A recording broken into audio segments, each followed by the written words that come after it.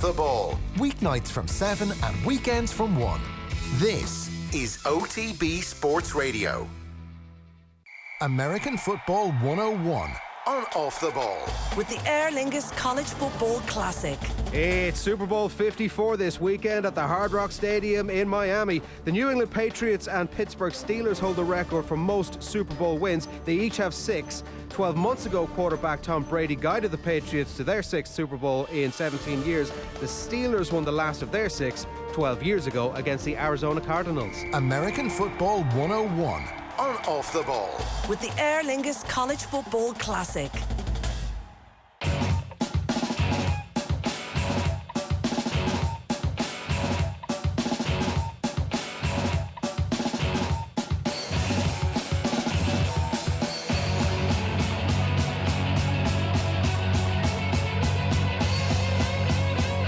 OTB AM. This is OTB Sports Radio. 7:30 Friday morning. Very good morning to you. Owen, Sheahan, good morning to you. Good morning. I waited until you were having a sip of your coffee there just to deliberately get in. What's happening? Not much now. Happy Friday. Happy Friday. Packed weekend of sport. Everybody's a little bit feeling the after effects around here this morning. Yes, it was. We had a nice off-the-ball Christmas party last night on the 29th of January. Just got it in before the end of January. I think that's all that matters. Vital. It's acceptable to do it in January. February would be... Kenny Cunningham would not be happy with having a Christmas party in February. Yeah, no, it was great. Great to don the Christmas cap again, get the Christmas jumper out, and sing Simply Having a Wonderful Christmas Time. Yours is beautiful. The lights on your one. How do you do that? I just don't know, really. Running off feat of engineering. Your own energy. We went to Navan on a bus. Is what happened. We went to Navan on a bus, we ate some Chinese food, and then we came home. Yeah. I, of course, went to bed as soon as I got home, being the super professional that I am. As soon as you get home, I'm not sure what you did. Like 4 o'clock. It's at some point around then, yeah. I'm not sure what you got up to, but well, it's good to see you here anyway. Listen, I was there on. That's all that matters. We were up at China Garden in Navan to give it the full plug. Shout out. And I think everybody enjoyed themselves. It was a tremendous night out. A lot of team bonding going on. Yeah, great pancakes in the China Garden, must be said. The best Chinese in Ireland? Crispy spring rolls. I didn't have crispy duck rolls. Right, is that what they're there, yeah. Delicious, absolutely delicious. Would highly recommend it to anybody who just happens to be passing through Navan. Or go out of your way to go to Navan in rush hour traffic as we did. Were you asking, is it the best Chinese in Ireland, or were you stating. a statement of fact, right? Well, look, if that's what you're saying, can't get too far away happy from to that. confirm. It did also mean that we managed to avoid the latest political debate on Virgin Media last night. It's true. These debates are just such... I mean, is this what we do for a living, was one question that I had, having watched some of these debates. Like, this shit show debates that ultimately mean absolutely nothing. Is this our careers boiled into? Is this like when we get to look at it in a different sphere, when we look at what's happening in politics and the level of debate that goes on? That's... I wondered if there's a sport comparison there. Is this what we've chosen to do with our lives, is what I'm asking? Possibly. I'd like it's, as you say, a lot of it is pointless. There's a lot of emptiness in a lot of the words. You got to get yourself elected. That seems to be That's the name of the game, that seems to be the rules. That you've got to throw out extraordinary things here and there. Or at least qualify for the Champions League and be like pulled in on the back of... Actually, it was funny, I didn't see any debate last night, and I'm not sure I can really stomach much more of it. I've seen some of it, and it's a bit like watching One more week. Oh, Christ. There's definitely that sort of TV drama aspect to it. But to admire what I can only best describe as the smugness of Eamon Ryan afterwards yesterday, because he knows there's a kingmaker about him. And he's very comfortable in his suit. He's like, I'm in a good position here. This is a happy place for me.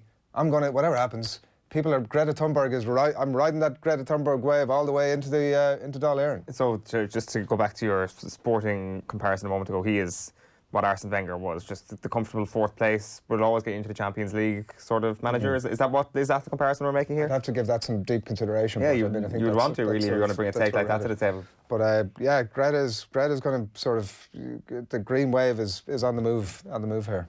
It's all Greta's doing. It is all thanks to Greta. So looking forward to the green wave. We can get into this in more detail as well next week as well. Just we can do a polling preview. Can we talk about it next Friday? We can perhaps compare Micheál Martin to Pep Guardiola. Oh yeah, we can talk about it on Friday. Leo's Jurgen Klopp. We can bring all these takes to the table. We've still got a full week of this. If that doesn't tease us forward into next Friday's show, I don't know what will. 7:35 on this Friday morning. Delighted to have you along with us. Here's a flavour of what's happening on the show over the next couple of hours with myself and Eoin. We're going to be getting stuck into the sports headlines, a lot of rugby obviously, and some of that FAI stories as well across the back pages this morning. Let you know about them in just a few minutes' time. Alan Quinlan is going to be in studio at 7:45, where we're going to discuss the first weekend of Six Nations 2020. Plenty to get our teeth stuck into there. The top 5 stories of the morning. We'll bring himself and Eoin have picked them out over the last couple of hours. We'll bring you there those stories just after 8. Gary Breen is going to look ahead to the weekend of Premier League with the title race done and dusted. We'll probably focus a little bit on some of the other stories, including City against Spurs on Sunday. Pep v Jose, the most interesting angle to that. John Duggan's going to join us in studio just after 8:30 to let you know about all the very latest in the world of live sport, the Australian Open and everything else besides. And John O'Shea is going to join us on the line at 8:45 this morning, where we're going to 15 years to almost to the day since that goal against Arsenal. So we'll get his thoughts on that and also the state of literally the state of United at the minute. So I'm sure that will also crop up. And then our classic game on this Friday morning just after 9 o'clock is... It is that very game that John O'Shea is going to be speaking about. Right. Arsenal against Manchester United took place on the 1st of February 2005. The last great Keane versus Vieira Premier League encounter. So a bit of melancholy this morning. Who's going to be discussing that? Tommy Rooney and Colin Buig will be with me in studio. Right. Tommy getting out of his sick bed to join us later. Listen, he's dedicated. Right, so that's what's coming your way. Do keep in contact with us. It's OTBAM, the Sports Breakfast Show from Off the Ball, and we really want to hear from you over the course of the morning, so please do feel free to get in touch, and we'll be delighted to, if they're in any way moderate, we'll be delighted to read out your comments. Time for the newspapers. OTB AM. Going to kick things off at 7:36 on this Friday morning with the Irish Daily Mail for you this morning, and FAI's Bonanza is the lead story here. This is on the back of the news yesterday that the government are going to deliver a package that is going to remove the FAI from its current state of flux financially. €35 million rescue deal secures game's future, but it's not a bailout, is the big news that was coming from that story yesterday. It's a loan, and we shall see the developments in that over the next little while. Josh sets Six Nations bar high for Ireland is the other thing. Obviously, a lot of excitement about the opening weekend of the Six Nations, and we shall see if the form of Josh van der Floer carries into the Six Nations as well. That's the Irish Daily Mail this morning. Seals with a Chris is the back page of the Mirror this morning in relation to Cristiano Ronaldo. That's what Bruno Fernandes was talking about. Watching Ronaldo at United made me fall in love with the club. They haven't got a bad record of Portuguese signings, Manchester United, between Ronaldo and Nani, so big expectations for Fernandes. Treble will put Klopp top of Kop is a headline here from Ian Rush saying Jurgen Klopp's runaway Premier League leaders are set to go down as Liverpool's greatest ever team. And We're Quinn Rude Health is Paul O'Hare's headline from his story at the Department of Sport yesterday. And Sext Bomb. Johnny Sexton claims Ireland's new look attack is ready to explode into life against Scotland. The Irish Daily Star for you this morning, that Ronaldo story, also Jeremy Cross here. Bruno ran a mission to impress. Saved by the Bale, by the way, is the front page headline of the Daily Star this morning, which is also about this one. Euros millions. Quinn, summer games will pay off. Niall Quinn, writes Paul Lennon, says that the government will swiftly recoup its €19 million additional investment at the FAI through this summer's Euro 2020 games here in Dublin. And Johnny is tuned in, writes Derek Foley, ahead of the opening weekend of the Six Nations. The London Times leads with the Six Nations, but it's more of an English tint. Jones must gamble after Watson blow. So this is George Furbank, who's going to be lined up for his Test debut against France. 23 years old, Northampton Saints fullback. So it's a big weekend for him. Ratcliffe's Ineos makes F1 move. Sir Jim Ratcliffe is set to increase his influence across sport with a move into Formula 1 in partnership with the Mercedes team. And Italian giants chase Longstaff. So Matty Longstaff could leave Newcastle United and sign a pre-contract with one of Europe's leading sides, with AC Milan and Inter Milan thought to be chasing the 19-year-old. Is he the red-haired one? He's obviously the good one. He's the younger of the two. Sean is the other one. Sean is the one. Yeah. Sean is the red-haired one. I'm trying to think what colour hair Matty Longstaff has. When Are the two of them reds? That's what I'm thinking. Yeah. Right. Two red-haired people in the same place on. It's really jarring. Yeah. It's a bad look. The Irish Examiner for you this morning. It's a beautiful photograph of Johnny Sexton. Tunnel vision, no looking back for skipper Sexton as all eyes on Scotland. Six Nations special inside, as well as the thoughts of Ronan O'Gara. There, the Irish Examiner for you. Come on, you boys in green is the headline in the back of the Irish Sun. FAI to receive €30 million jackpot. The headline on Ole with Bruno there is, it started with a Chris and stars going, Bowen gone. Jared Bowen is the subject of a 5-way Premier League fight on deadline day. West Ham are favourites to land Hull's goal-scoring winger ahead of Crystal Palace, Newcastle, Aston Villa and Leicester. If you're him and you're looking at those 5 clubs and you see that West Ham are favourites, you must be thinking to yourself, shit. I wish it was any of the other 5 clubs.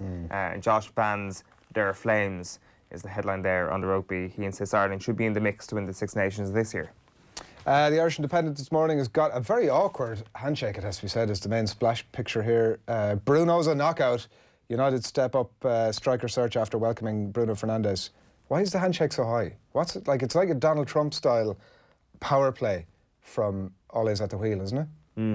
Yeah. Maybe, like, am I reading too much into that? No, definitely not. It's awkward as all hell. No, I think you're bang on the money. Like, they're up here. Handshake is down here. Yeah, it's true. Waist height it should be. FAI plan to pay off creditors after securing 30 million rescue, writes Aidan Fitzmaurice there. And Eamon Fitzmaurice says, I will never manage another county. Just says he's green and gold to the core.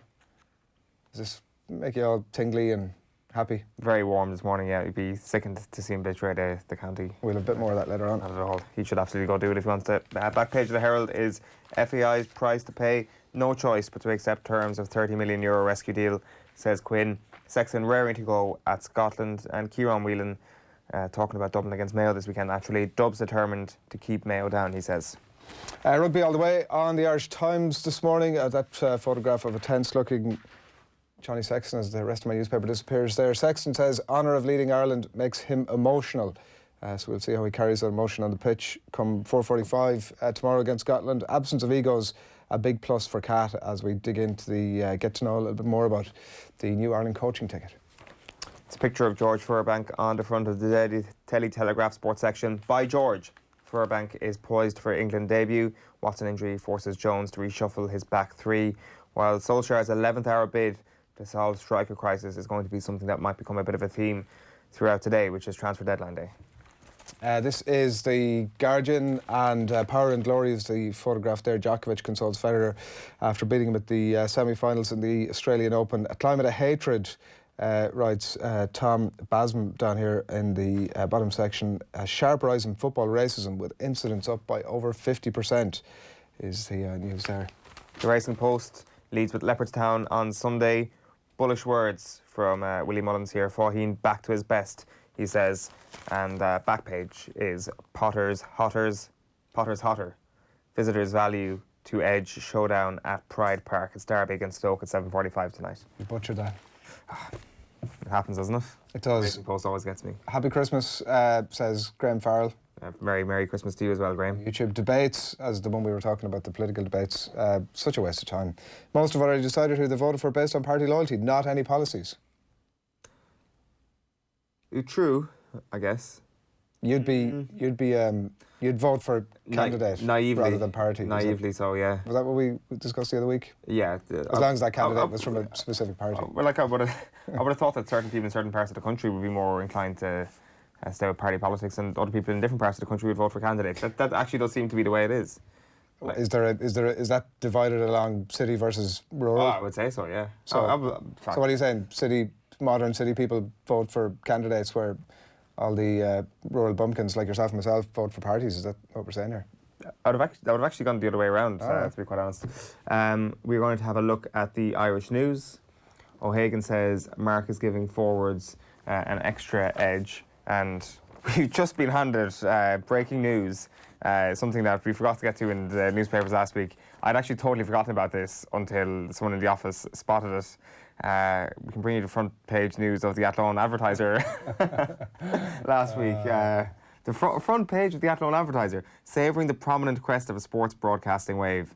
I've been told what sections to look at here. Dulcet tones familiar to sporting enthusiasts nationally. Move on. Athlone native Adrian Barry continues to make waves within the broadcasting sphere in his role as a main anchor on the perennially popular off-the-ball media platform. They're not wrong about that. Tight for time this morning. Having initially worked with Midlands 103 on a mid-morning magazine show. I didn't know this. See? What was the mid-morning... You never asked on. What was the mid-morning magazine show? No wonder you're so interested in debates. It was a mid-morning magazine show. Does that... You went on a sojourn to Australia. You also went on a 2-year stint to New Zealand. And then just the final couple of paragraphs. Constantly trying to evolve within the sports broadcast medium, Adrian continuously strives to maintain an enhanced output of quality sports content, a mantra which is to the fore amongst his off-the-ball broadcast peers, fulfilling a role he no doubt relishes. Adrian aspires to enhance his broadcasting career within the sporting realm, with experience honed to date and a firm knowledge of what is required to appease the vast sporting audience. This Athlone native is on the crest of a broadcasting wave. Six Nations about to kick off tomorrow. Ireland are going to get thanks on. That's beautiful stuff. I should obviously acknowledge that. Delighted that was brought to your attention. I actually can't remember who spotted it. Great spot. Great. This is... I didn't want to discuss it, but I also didn't want to be that rude to just not acknowledge that you'd made an effort to, you know. Ger gets a mention here. Yeah. Why did I get a mention? It's in next week's front page. The Six Nations kicks off. Alan Quinlan is going to be in the studio with us next to bring some sense to this morning's proceedings, and we're going to get stuck into all things Ireland and plenty more besides as well. But Scottish journalist Cammy Black was on the first of our Six Nations shows in the company of Tracy and Tracy this week. He was breaking down what went wrong with Finn Russell on our Six Nations show. Has it just kind of exacerbated everything, the fact that he went back to Racing, played at the weekend, and he kind of, you know, he played up to the cameras with the shirt off, flexing the muscles. He really made it the Finn Russell show at the weekend. And if there was a potential to build a bridge between himself and Gregor Townsend, it does look like he went some way towards burning it. Possibly, although I'm not. I think some of the rumours swirling around, and certainly there's a suggestion that things haven't been well between Russell and Townsend for a while now. So whether or not bridges have already been burned, we don't know at this stage. Certainly, there's a suggestion that there is some support and sympathy within camp for Finn Russell. I think Ali Price had liked a couple of the Simon Zebo tweets when Simon Zebo was stirring the pot, but subsequently unliked them and deleted his tweets. So whether or not he was given a telling off in camp, we don't know. But I think that it's not just Finn Russell. There has been things leaking out of camp that maybe all's not well. There's one former international said that he was pleased he wasn't going back into camp with Gregor Townsend again. We had Ian Morrison saying over the weekend he'd spoken to a parent of a player about their experience in the World Cup and said that they'd had a miserable time of it. So I don't think this is just a Gregor Townsend, Finn Russell issue. I think it goes deeper than this. Whether or not Townsend can turn it around, I think, remains to be seen. Black, Scottish journalist. You can check out that full piece up on offtheball.com. Alan Quinlan, good morning to you. Morning, Adrian. Are you excited? Is this sort of the time of the year where you get sweaty palms? Yeah, a little bit mixed, obviously, after the World Cup. Team of a point to prove. I think there's obviously been a few changes. 13 of this team started against Scotland in the opener at the World Cup. Eoin and myself were there. Everybody thought, they were back on track, and obviously it played out the way it did, and it was disappointing World Cup. So there's optimism and excitement about a new look Ireland side and new coaching team. Not as new look as it might have been. Yeah, is the Cooney thing, just to address that straight off the bat, because it's a bit of a bugbear of mine. Is he the most formed player in Ireland at the minute? He had been, yeah. There's no doubt about it. Had been. Are you saying so? The last round of I just think the last couple of matches, Conor Murray played well, and I think that's what kind of swung it in his favour. And I was all for picking John Cooney, I think, because of his form with Ulster. And then when you I'm just thinking the way the coaches probably sat down and looked at this and said, right, Murray's delivered so well for so long, given 2019 wasn't his best year. He was brilliant in that Scotland game, in that opener. He offers so much to his all-round game. And does it not send out a bad message? Yeah, does it send out a message that you're not picking the player who's giving you that zip, that real energy, that brilliant footballing ability, great pace, great delivery, and he's just full of energy bouncing around the place all the time, John Cooney, and he's done brilliantly well for Ulster. And you just think then, because Murray started playing better, and someone said it to me last week, I gave him man of the match against the Ospreys, and you can argue and say absolutely that it was a poor Ospreys side, Munster already out, but I thought he played very well in Paris as well, when Munster were very, very good for probably 70 minutes.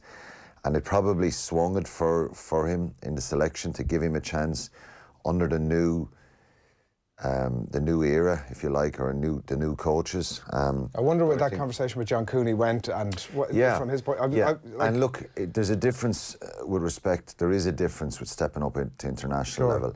And you think if you put John Cooney straight in, the downside would be if he didn't play that well, would it kind of harm him a little bit? He's going to come off the bench. I think the conversation after that then is easy, right? It's like, listen, I gave you a shot. And also, like, it's the perfect opportunity. The first game post-World Cup, it's Scotland. The spread is 13 points, which I think is generous to Scotland almost. It's a home game, absolutely. So there's definitely still divided opinion on that, and John Cooney can feel hard done by. I just thought, because of what Murray's delivered in the past, and because Andy Farrell has come out and said he's trained really well, and the shapes looks good. Is there a style thing to it? Is that an aspect of it that Murray will play more to? Does this tell us something about Andy Farrell's? No, I think Conor Murray isn't a negative player who wants to kick the ball all the time and slow the game down, but that's the way Ireland have probably played. They slow things down. They're structured. They kick a lot. They do try to attack then, but sometimes they're attacking against brick walls. Cooney's more of a off-the-cuff type scrum half, so it's definitely one that's going to be monitored very, very closely. And I think if there's massive pressure on Conor Murray to play well now and start the game well and play really well tomorrow. He has the ability to be really good, but he has to deliver now, because I think Cooney more than ever is really chomping at the bit and right on his heels, and I think Cooney will come off the bench. And if Conor Murray doesn't play well, even if Ireland have a good win, I think you could see change for Wales. And I think it's a safer bet. You know what you're going to get, and you're getting that experience. So, how much is it to do with a brand new number 8? I don't think it's a huge amount to do with it. I think it's more on what I said, that there is a step up. It's different. John Cooney is a little bit untried at that level. It's all been pretty positive for Ireland. I think my thinking of it is Andy Farrell is saying, right, look, there's a line being drawn in the sand after the World Cup. I'm going to give you a chance to say to me that you are a quality player and that you can still deliver. And I think it's based on that. And it's probably a bit of loyalty, and I know we spoke about loyalty a few times before, about Joe was very loyal to the players in 2019, and they probably didn't deliver and perform as well. So hopefully the shackles are off a little bit and there's a little bit less pressure, and they can play off the cuff a little bit. And if they do that, I think, I expect a good result and a good performance. But that one is going to be monitored very, very closely for sure. Yeah. What about that back row mix then? We obviously had you in the last couple of weeks talking about which way you'd go. So it's Doris, Van der Flyer and CJ Stander. Is that the right mix for you, and what can we expect from whatever whatever's the right mix or not, we'll know after the match, and we'll know after in the next couple of weeks. But I think there had to be some change there, because Stander, O'Mahony and Van der Flyer in 2018 throughout that whole year were outstanding. They delivered lots of big performances, but it didn't happen in 2019. And for me, having played in the back row, I just really think, and everyone will probably play in different positions, would argue that all the positions are important, and they are, but I just think back rows can influence a game so positively or negatively, or they can affect the attack, they can affect the defence, and if your back row's not making an impact, it does kind of usually tell in the end result. What will it be like for Kellen Doris tomorrow, like in terms of that? Because he's maybe the most talked about player now in that Ireland squad in terms of the expectation of him, and people are very excited about it. Yeah. Like in levels of nervousness and that balance of excitement, and obviously wanting to deliver. I don't know, any player would be nervous making your debut, and but I think he's shown he's a top quality player. He's very exciting in attack. He's dynamic. He's very intelligent. Runs good lines. Carries really well. So the expectation and the hope is that he brings a bit of more energy and more carrying. Stander going to 6, you'll still get 15, 20 carries a match out of CJ Stander, and undoubtedly and unquestionably his work rate and his fitness levels are so high, and he's always trying to get on the ball, but it's just that bit of evasiveness and a bit of variety in attack. So he's definitely a more natural footballer, Caelan Doris, and he's shown that in the games he's played for Leinster. Max Deegan can probably feel a little bit aggrieved. He will probably get opportunities throughout the Six Nations as well, but I don't think making 2 changes in the back row would have been a little bit much. So they're trying something different, and I think Doris deserves to be in there. As I said, he's going to be a little bit nervous, which is understandable, but I'd be very excited about him coming into the back row. Liam Toland is saying in the Irish Times this morning that Doris has the athleticism and skill to match Kieran Reid, which is quite the statement when you're looking at the attributes that he has. Yeah, he is very athletic, and there's no reason we won't know until he starts playing regularly at this level. And you know, Scotland is probably not. It's really when you come up against the Englands, the South Africas, the New Zealands, you really judge how good a player is in that real pressurized physical environment. He has those attributes to make that kind of an impact and be that kind of a Kieran Reid type player, because he's a brilliant footballer. He's physical. His all-round game is very good. He's not a Billy Vunipola, or he's not someone who's going to run out over people. But I think he's very, very good footwork, and he's probably going to get bigger and stronger and more confident. So I think he has that ability to be that good for sure. I'd agree with him. Huge ceiling. We got used to looking at a certain style of rugby, obviously, over the last while that was effective, that became less effective, but was kind of the same game. What sort of style are we going to see under Andy Farrell? Well, look, I think the players are probably, whether it was right or wrong, or even if they won a World Cup playing the way they played, you've got to evolve. And because they didn't have a successful World Cup, and I think they hit a brick wall last year in the opener against England. It was a disappointing Six Nations overall, even the game away against Italy. Probably their best 2 performances were away in Scotland and at home to France, but the other 3 were quite negative, 2 losses and a really poor performance in Rome, and that led to the World Cup warm-ups being the England one being the real low point. So I think they've got to change a little bit and evolve, and that's probably where the biggest change and the most people are most anticipating and hopeful that there will be some change.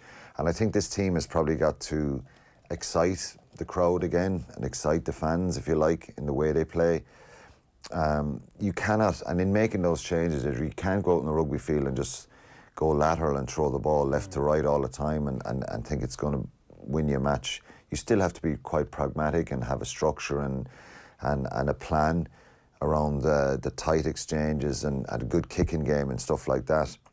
Because if Ireland play really loose tomorrow, they make mistakes. Scotland they're pretty hurting after what happened in the World Cup. Gregor Townsend is under massive pressure.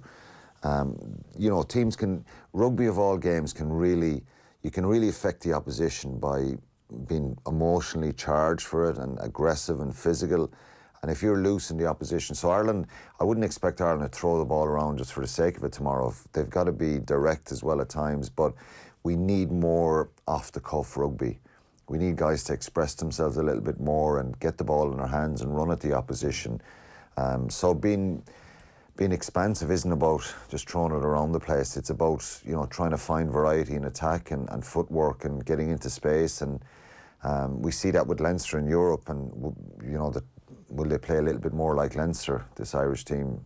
So I think we all want Quinny at our core is more Leinster. Is really that's more attack and I think what served Joe so well and this team, and I won't get away from it, is the success under Joe Schmidt right up to the end of 2018 was phenomenal. So the team played in a really intense, pragmatic manner at times, but it was incredibly effective. The game has changed a little bit now, and there's so much emphasis on defence and stopping the opposition. This team has got to figure out a way to attack when needs be, to execute. And if people make line breaks, that there's someone on the shoulder to finish them off. I never expect for any team. The Six Nations takes a little bit of time sometimes to get up and running and get a really positive result. So there'll probably be plenty of mistakes in the game. And you can't just think, well, we're going to beat Scotland by 10, 15, 20 points because the bookies say so and because they're forming the World Cup and they've 10 changes. You expect that as a player, and it's very, very dangerous territory. If they get themselves right, I think there'll be such a determination to try and really banish the World Cup and get back up and running and start a new era, if you like, that both sides are just going to be desperate for a performance, and hopefully Ireland can get it right. The added pressure of needing the ranking points now for this that's mad situation. Part of it. People always talk about World Cup cycles, and mad. It is, but there's pressure to perform in the Six Nations, and it is a massive tournament. And the only way the players can kind of move forward is by trying to get positive results. And I'd be pretty optimistic for the Six Nations, but the players have got to go out and prove it themselves now. I think they've got to really go for it. What is success for Ireland in this? Is it? Well, look, I think I've always said this, and when I was played in the Six Nations, you win your home games. You lose a game at home, it really kind of taints it. So it's a tougher year, even though we won the Grand Slam a couple of times when we've been away to England and France. That's usually the kind of two harder ones. So I think they've got to win their home games, beat Scotland, beat Wales, beat Italy, and get something on the road. And even if they lost the two away games, I think if they're really competitive and close and they're in those games, well, then you can say, right, look, they've made some progress and they've attacked better, and there's been some positivity coming out at the end. But I think if they go to Paris with a chance of challenging for the championship, well, then that's a decent place to be. But, you know, you lose to Scotland or Wales at home and it really taints that. I want to ask your thoughts on the women's game in Donnybrook on Sunday before we wrap. But before that, there was the interesting stuff about all the comments about the dog in the pack, or the lack of a dog in the pack this week. Brian O'Driscoll was suggesting that, you know, that Dennis Leamy, I mean Peter O'Mahony, obviously, type character, that isn't really there. Rob Herring has responded to it, saying that he'd disagree with that because I don't really know what it's based on. I don't know what he's seen in our club games that makes him think that. Andy has picked a squad that can deliver on that aspect, and obviously we have to go out there and do it still. But Brian O'Driscoll's right, there isn't. He is right. England bullied us last year. Wales bullied us. And I think at times the discipline was so good under Joe, and it was one of the really positive points of, and even referees loved refereeing in Ireland because they were so disciplined. And we've spoken before about, you know, Joe would take the players back and look at the videos and say, well, look, that should have been a penalty, even ones that weren't given against Ireland. And it made Ireland a very careful side and a very disciplined side, which is very, very important because, you know, in tight games, you give away silly penalties, you lose the match. But I just think sometimes, and going on what Dricka was saying, sometimes we get bullied by teams, and we get teams being offside against us and being cynical against us, and we allow it to happen. We're a little bit soft is probably the one word, but we accept it a little bit too much.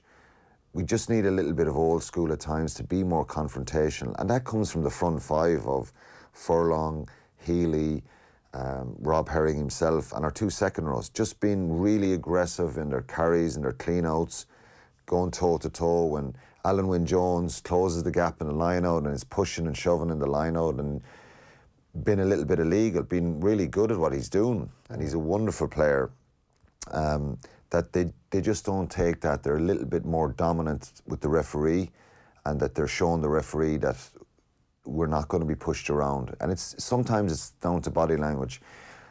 It's not that the players are soft in any way themselves, but they're just very, very disciplined. And I think they just need to push that line a little bit and bring that aggression, that anger at times when they're coming up against teams who try to stop them. And so the reality is, if Rob Herring looks back at the games, and obviously he's not going to say it, they've been intimidated, and teams have kind of been cynical against them, and they've accepted that a little bit. Yeah, all right, well, it's all 4:45 tomorrow for that Ireland-Scotland game, and France-England will be keeping a close eye as well on Sunday.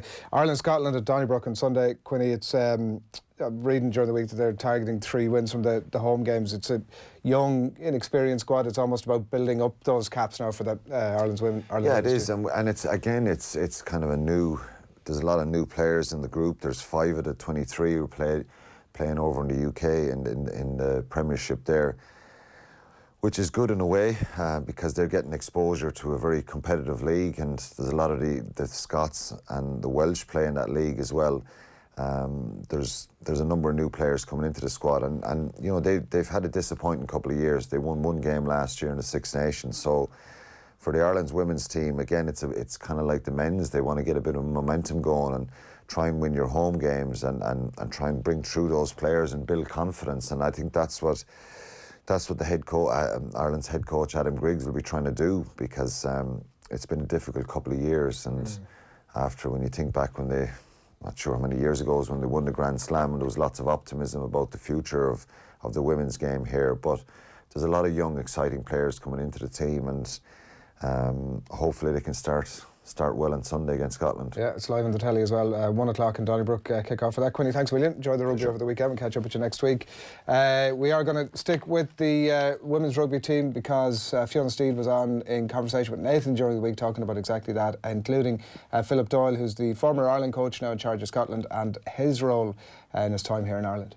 I don't think he was integral. I don't think it was all about him. He certainly had a huge influence over Irish women's rugby going back the years. I mean, I had interaction first with Philip. I think it was in '98 when he stepped in to do a job with us to the World Cup, and then again in 2004. So he's always been there, and he's always had a really positive influence. I don't think they didn't keep him, so or they didn't give him the job instead of Tom Tierney, so that it all fell apart. I wouldn't say that, but what I would say is that it's taken us as a nation, and perhaps the IRFU, a lot of time to get up to the pace of what they need to be doing in terms of supporting high performance. I have to say there's an awful lot of work being going in on the ground now in the grassroots, and the AIL has been restructured, and the Interpros has been restructured to make sure they have better quality games against better quality opposition earlier in the season. And it's just going to take time, and I hope that the building blocks that have been put in place already will actually help us, to get this job done in the Six Nations. I think 3 home wins, and then I think they've got quite an exciting summer planned for them, where we don't have the exact test matches that they've lined up yet, but they certainly have them lined up, and they have weekends together and various different things after the World Cup that wouldn't have been as pre-planned before. So they're certainly getting with the programme. There's certainly improvements. I think that they're getting the same facilities out in Abbottstown, and the High Performance Centre is all huge. OTB AM on OTB Sports Radio, Ireland's first and only sports radio station. The Sunday Paper Review on Off the Ball. When he wants to do something, he does it. A hugely impressive person, apart from being obviously a brilliant golfer. My cousins disliked their dog so intensely that they renamed it Scalacci. Yeah. And the dog was called Scalacci from then on. It's a great piece of journalism, and that sums up what he's like. The intro to this is just brilliant. He is an absolute control freak. Digesting the best stories on the back pages every Sunday afternoon on Off the Ball. OTB AM. All right, almost 8:08 on this Friday morning. Delighted to have you along with us, and we heard from Fiona Steed just there a moment ago. You can check out that full podcast ahead of the Women's Six Nations. It's up on offtheball.com. So here's what's happening for you this morning. We've picked out 5 stories that we think you might be interested in. We're going to bring you away just now. A few talking points, no doubt, when you go about your Friday and indeed over your weekend. We're going to talk about the FAI, obviously the big story yesterday that they've been given a bailout from the government and are now headed towards financial stability, you would hope, over the next short while. Six Nations weekend kicks off. Owen is going to tell us all the details of exactly what that's about in just a few minutes' time. The hurling sin bin may well be introduced to the game as well. I wonder how traditionalists feel about that. Eoin Fitzgerald says he ain't going to manage nobody but Kerry. He hasn't gone outside his home county for any inter-county management gig, although he probably is still open to the idea of going back to Kerry at some point. And also on offtheball.com today, Arthur O'D has been writing about the rivalry ahead of Wexford Laird this weekend between both managers, former teammates of course, Brian Lohan and Davy Fitzgerald. It's an interesting read, and we'll get Arthur's take on exactly what that's all about in just a little bit. But a lot of the back pages this morning, some of them obviously very Six Nations focused, but some of them also very focused on the FAI's rescuing by the government, euros millions to pick out one here at random. Niall Quinn yesterday. It was odd in some ways to see the interim deputy CEO being brought forward for such lengthy comments, and obviously given his stature in the game and who he is, they were generally the comments that people sort of tended to focus much more on. Like, I don't know, in a lot of ways I want to see some like strong administrators stepping forward and giving us some boring comments about how this tens of millions of euro of a loan effectively is going to help the FAI in a business sense, and how exactly they're going to pay that off over the next while, whether it's in relation to the euros or whatever else might be. Like, there was a lot of, again, we spoke to Gary Breen on last week's show about what impact Niall Quinn was going to have, and he mentioned about the heart and soul. Like, yesterday's comments from Niall Quinn felt a lot about the heart and soul. I'm not interested in the heart and soul when it comes to the FAI. Cold hard facts, guy. But it's got to now be about accountancy and balancing the books here. And also, Niall Quinn's been in the job a wet week, and he's pushed out to be the bearer of great news, as if this was something that he was involved in all along. As you say, it's understandable why he is the person that's put out there. Very good speaker, very eloquent, cares deeply about this. It would be interesting to hear from somebody else. Like, it's definitely putting a positive PR spin on everything when you put Niall Quinn out there. But yesterday, I think, was obviously a good news story anyway. For me, it boils down to the optics a bit, and this can't be about the optics. I think Niall Quinn could go in there and he could do a tremendous job. We spoke about it last week. He, like, by all accounts, has a very appropriate CV to be doing this job, and he's talking about it being a 6-month role, and who knows where it goes after that. Does he get the full gig on a full-time basis? Who knows what happens in 6 months' time? Yesterday felt very much about the optics. Let's get Niall out there. Let's get him to deliver this message. He'll speak from the heart. It'll speak to the football family. It'll be a great PR day for us. It's not about PR days anymore. Like, the news was fundamentally great for everybody who works for the FAI. It's a brilliant piece of business that, in my view, was always going to get done, even when the government were saying, we can't bail out the FAI, we can't be seen to be coming in here giving them money when they've been free and loose with their accounts over the last few years. It was always going to happen. They had to say that, they had to go through that process, and now we're out the other side.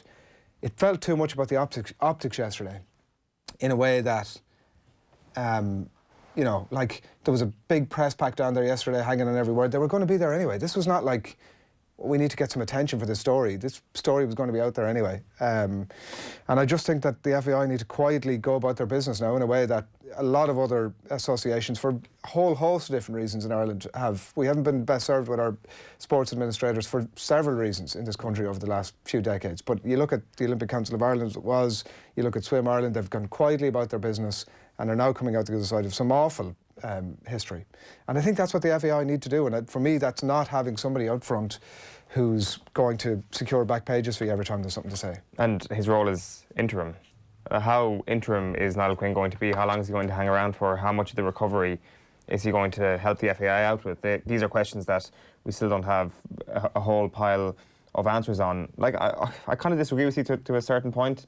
Like, he is still deputy CEO of the organisation. Like, he is well placed to come out and actually speak about it. Deputy CEOs have you seen? It's a fair point. You would rather see the actual CEO or the deputy CEO or the interim CEO come out rather than the interim deputy CEO, for sure. But it's still next man up. Like, it's not like you've plucked some random celebrity from within your ranks to come out and speak. He is now in a position of power in the FAI. He is well placed to talk about it. I accept that when you put Niall Quinn out, you're going to get more eyeballs on what you're talking about, and it's not about that at the moment. It is about being honest and truthful with your message.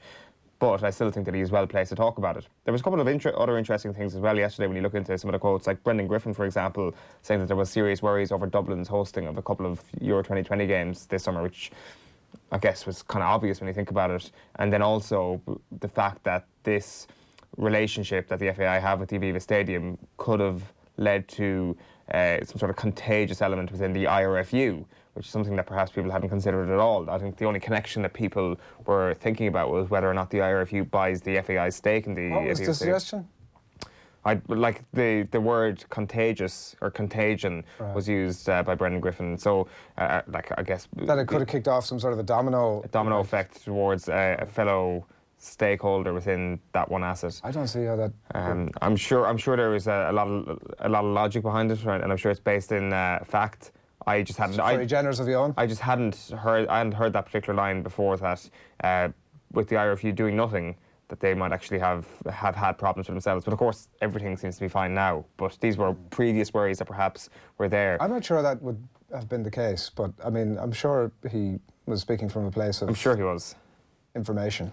Yes, because we've seen a lot of people speak from the places of information on this topic, especially the League of Ireland. Like, League of Ireland gets a good mention as well yesterday from Niall Quinn, like visibly, like quite an emotional Niall Quinn, I think it's fair to say, yesterday, and kind of talking about how this has been a neglected part of the FAI for too long. And it comes in the week as well when the wheels are turning and they've been greased for this All-Ireland League. Kieran Lucid obviously doing a couple of road shows this week, and I think it seems a bit more hopeful on that front. It seems that there's still a bit of way to persuading people north of the border, but this is possibly the most important part of it all over the next couple of months, really, is what is the impact on the League of Ireland. I think when it comes to the national team, if they manage to qualify for Euro 2020, that's a further financial boon for the FAI. Don't want to put too much pressure on the team, but it is. But I think yesterday you can't but accept that it is definitely great news for football. Yeah. But I wonder what is the lesson from this? Is it a situation that look at this and look how close football came to failing, or do you look at it from the complete opposite perspective and say, well, look how close football came to failing and it was actually okay in the end, it actually got saved, and hopefully, fingers crossed, we don't know yet, but hopefully most of the jobs will be saved. Is it saying that football is too big to completely fail? Yeah, I don't know. I often wonder about those things. Like, you've seen at various points, even like with the Champions League, so there's like been a threat of breakaway leagues or breakaway associations. I often wonder why there isn't more of that. Like, we're very tied to UEFA or to FIFA or to whether it's the Six Nations or it's European rugby. Like, I often wonder why there isn't more of those sort of breakaway. You know, like we're seeing, actually, a good example is the PGA Tour, the European Tour at the minute, where there's a big conversation about a Premier League of golf that all the players are saying, being very tight-lipped about, which I'm sure within the locker room they're saying, Jesus, bring it on. I often wonder why there's more of that. Like, why we feel as if we're in some way have to be loyal or remain within the thing that we're part of, that, like, there's no real reason why we couldn't go in a different direction. With the Olympics, for example, it's become, at times, it's a very, very toxic brand, obviously, given that the level of abuse with various things that goes on, substance abuse, etc., that goes on within athletics worldwide. I often wonder where at times they don't, you know, there isn't some sort of movement to go, well, we've got this other thing over here that's kind of attractive, and we're promising like clean sport, or we're promising like an equitable share for everybody, whatever it is. Yeah, like it's, I guess from the Olympic perspective, it's such a humongous brand, it's hard to create a breakaway Olympic Games. I think in this specific case, not only is it loyalty, I think it's safety. Like, we've seen UEFA come in and give a helping hand to the FAI here. Like, we've seen the early drawdown of monies from UEFA here. There's a safety element to being involved and being inside the tent. It's called a breakaway for a reason. It's not this loyalty. You're going and you're taking a humongous risk. The breakaways generally come when you're in a position. It wasn't an option for the FAI necessarily to go into a breakaway, but now, given their circumstances. But like, the All-Ireland League is the perfect example of a potential breakaway. Does that become a separate entity to the FAI? Does it, or the IFA, of course, who will have a huge say in this, or does it become something under one or both umbrellas? Like that is probably the perfect example of it, because the League of Ireland being loyal to the FAI, if you want to use that phrase, hasn't exactly served them well in the past. We'll come back to the Six Nations, because we probably have a bit of thinking to do about that specific topic, and talk about the hurling sin bin. The hurling sin bin, John Fogarty reporting in the Irish Examiner this morning that a hurling sin bin could be introduced. So this is Central Council records that he's obviously seen. This could potentially go before the next Congress, which is what, in a month or two, before this Summer Championship, and Central Council looking to bring the motion to the table that a sin bin will be introduced for hurling matches, same as the football one, basically. So it'll be a black card for cynical play, for abuse of the referee, off the ball body checks, that sort of thing, and it would just be met with a 10-minute sin bin. This is not going to go down well. Any change with hurling people will not take this well. There is growing cynicism in the game. There's no question about that.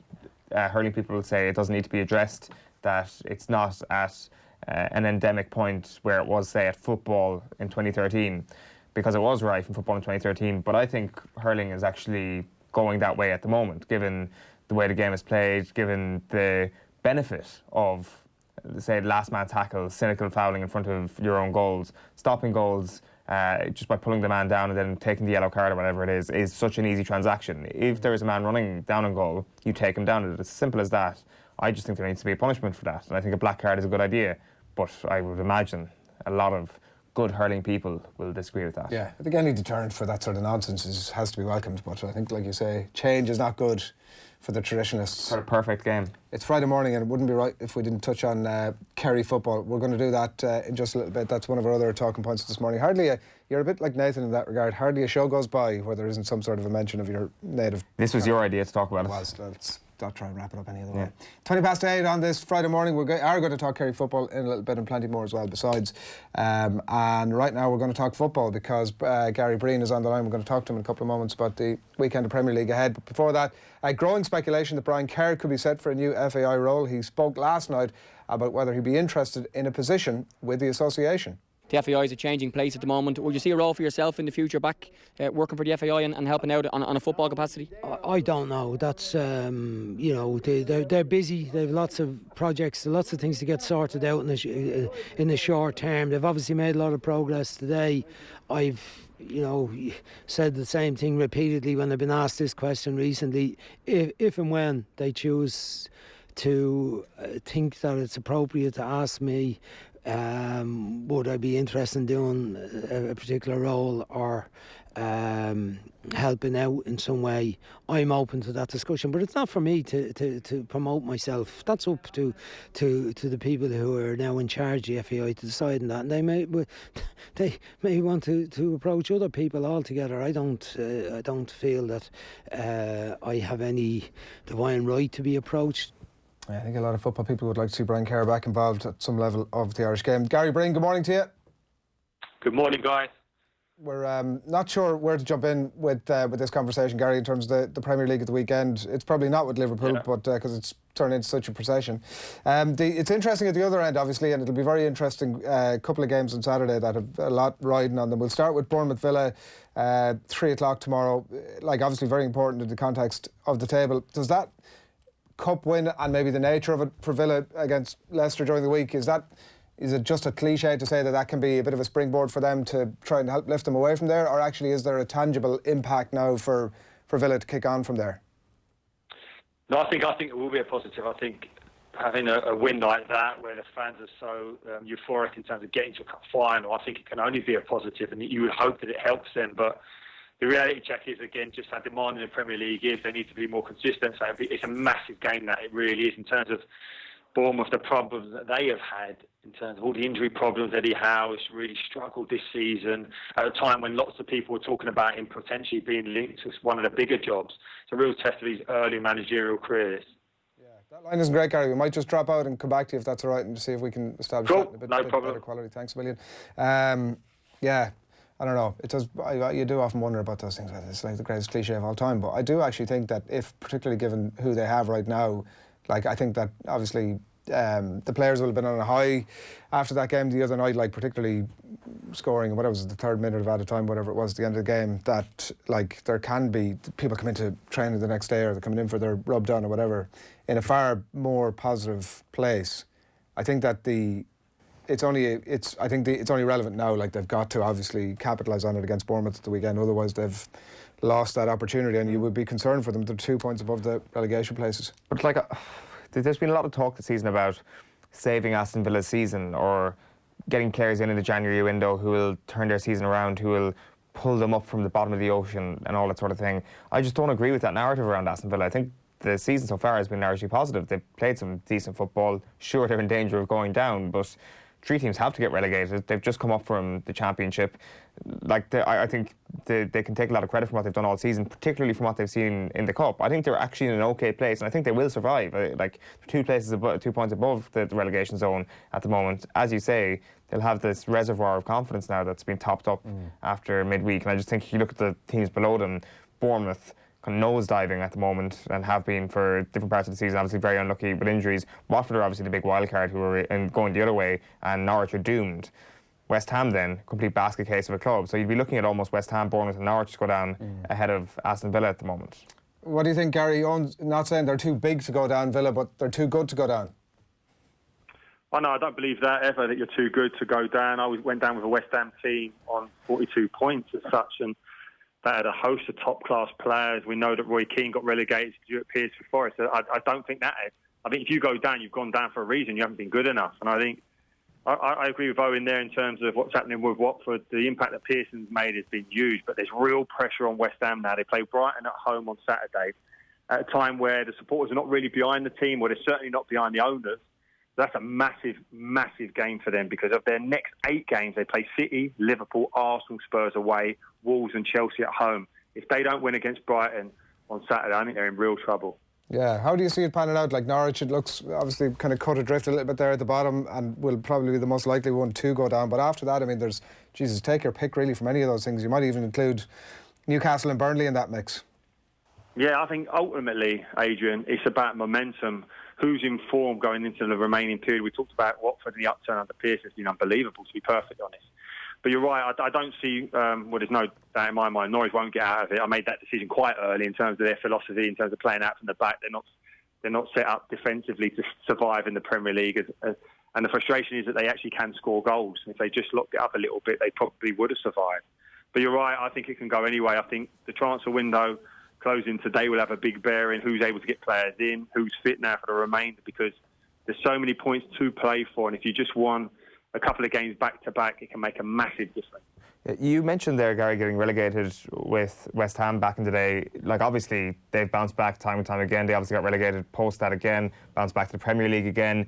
What's your sense on where they're at now? If they get relegated, is there a possibility that there could be a sort of Sunderland-esque vibe to the club?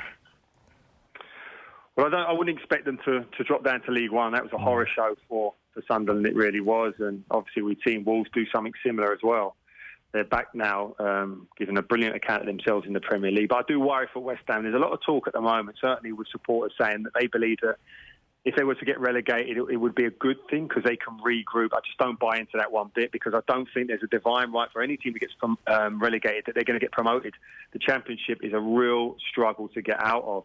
I think West Ham are in big trouble. I really do. I think you're looking at the way they're set up. There's protest now from the supporters to the owners, and the owners who like to build themselves as West Ham fans, but I don't think any of the true supporters who are paying to go and watch believe that for one moment. They believe that this club's being run as a business. There's still a lot of emotion attached to the fact that they've left Upton Park and gone to this big new stadium. The problem is this stadium is not giving them any advantage on the pitch. They've lost 6 of their last home games at the London Stadium, so it's a difficult one. It really is. But you're looking at David Moyes. I think what he will do, he'll get them defensively organised far more than Pellegrini did.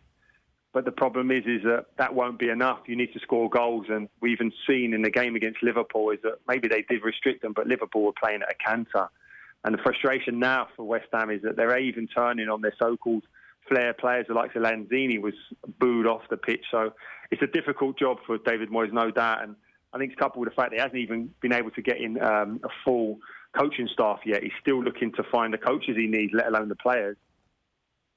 Yeah, we might move on to probably the fixture of the weekend. It's Pep against Jose. It's Spurs against Manchester City this weekend, Gary. Looking at this, it's quite an interesting historical element to this, because you go back to the Champions League 10 years ago where you had Pep against Jose and that unbelievable tie between Inter Milan and Barcelona, which in my opinion is the best display of bus parking we've seen, certainly from Jose Mourinho. It's interesting looking at even his ability to park the bus in the intervening 10 years. And I do wonder, is that kind of a lessening of Jose Mourinho's aura, or is it the strength of other managers being able to figure that out pretty easily? I think it's probably a little bit of both. I think at that period, Jose Mourinho was at his best. I had seen that Inter Milan team live in the quarterfinals against Chelsea, and it's a masterclass of a defensive performance. Inter Milan won 1-0 at the bridge to go through on aggregate. He had someone like Samuel Eto'o, who was probably one of the best centre-forwards in Europe at the time, literally playing like an unorthodox left-back. Such was the shift his team were putting in, and they totally negated Ancelotti's Chelsea. But I think those type of defensive masterclass have been few and far between, certainly since he's gone to Tottenham. It's been a real problem. And I would certainly think that I would have believed that his impact would have been greater than it has been so far at Spurs. I think you have to take into account the injuries that they've had, and obviously the high-profile one is Harry Kane. But I think also Sissoko's injury has hit Mourinho very hard in terms of that physicality that he likes to have in his teams.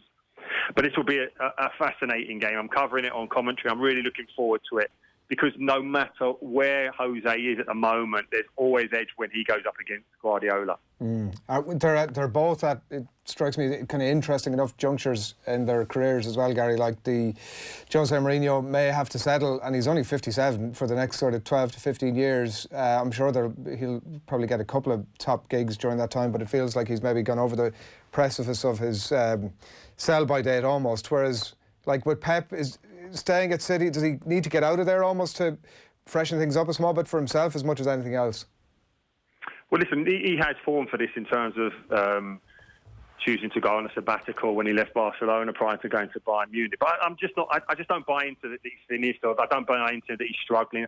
I just think that the tables have been turned. That he has got a brilliant team at Manchester City still, but I think the defensive injuries have impacted. But why I say the tables have turned is that his brilliant team is up against an exceptional one right now in Liverpool, in a way that Liverpool had to accept finishing second last season. So I don't believe for one moment that he's struggling. I know that he is the type of manager, and he's quite vocal.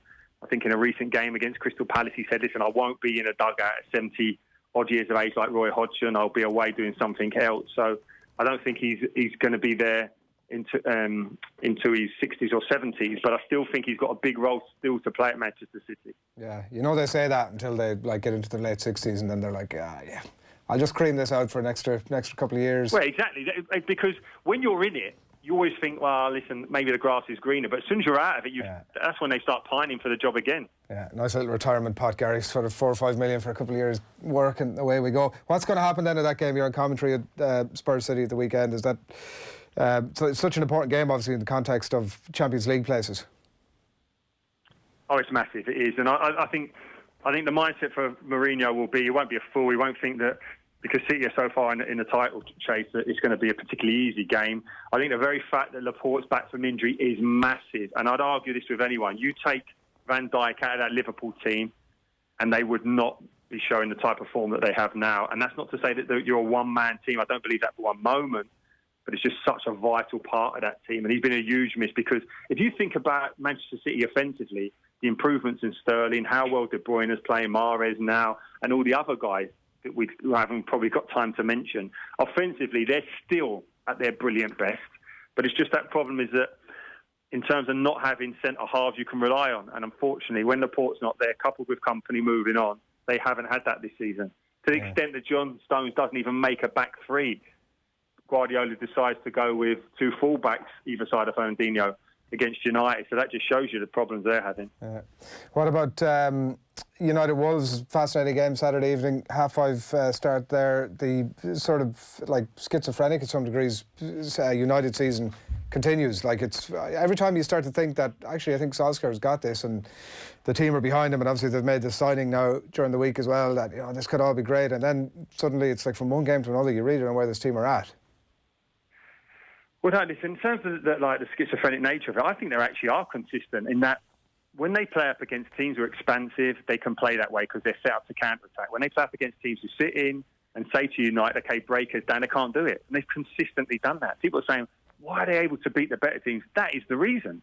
And the problem that I have with Manchester United is that they're so one-dimensional. They're a one-trick pony, essentially, in that they can only play counter-attacking football. Now, I know the investment in Fernandes in terms of his stats, this is a player who has scored, I think, 36 goals, 24 assists since the start of last season. This is a player who has that ability. Whether or not he can replicate that in the Premier League remains to be seen, because the Premier League is a far tougher challenge for him.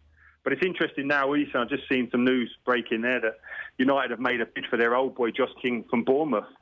So that just shows you they're trying to get people in as such. But I agree with you, Adrian. I think every time that Solskjaer's under real pressure, he seems to get a result, and that time seems to buy him more time. But I still don't buy into it. I still don't believe this is the way forward for Manchester United, as much as people are saying that it's a big job. Some of the most experienced managers in the world would struggle with it. You've got a manager who's out of his depth, in my opinion. Yeah, like you talk about the counter-attacking elements, Manchester United, which is where they're at their best. A signing like Bruno Fernandes probably doesn't change that in the short term. That doesn't arrest the sort of decline that you can see against some opposition when they need to control the game and they need to have possession, because it seems that Bruno Fernandes might play in the number 10 role, at least until Marcus Rashford is back. So I'm not sure does that actually change how much possession Manchester United will have to actually take the initiative in those sort of games. Yeah, well, listen, exactly. I made that point a couple of weeks ago, talking about if you were to get the best playmaker in the world and play for Manchester United, they don't want to play through the thirds. Yeah. So what's the point of having it? They want to go through the team as quickly, get from back to front as they can. And, I'm not dismissive of a counter-attacking team, not at all, because I think a lot of people talk about the great Ferguson team, but at times with Ronaldo, Rooney, Tevez, that's exactly what they were. Do you remember that unbelievable performance at the Emirates when they battered Arsenal in the Champions League in a magnificent counter-attacking display? But my issue is that this is Manchester United, and to only have one way of playing is just not good enough.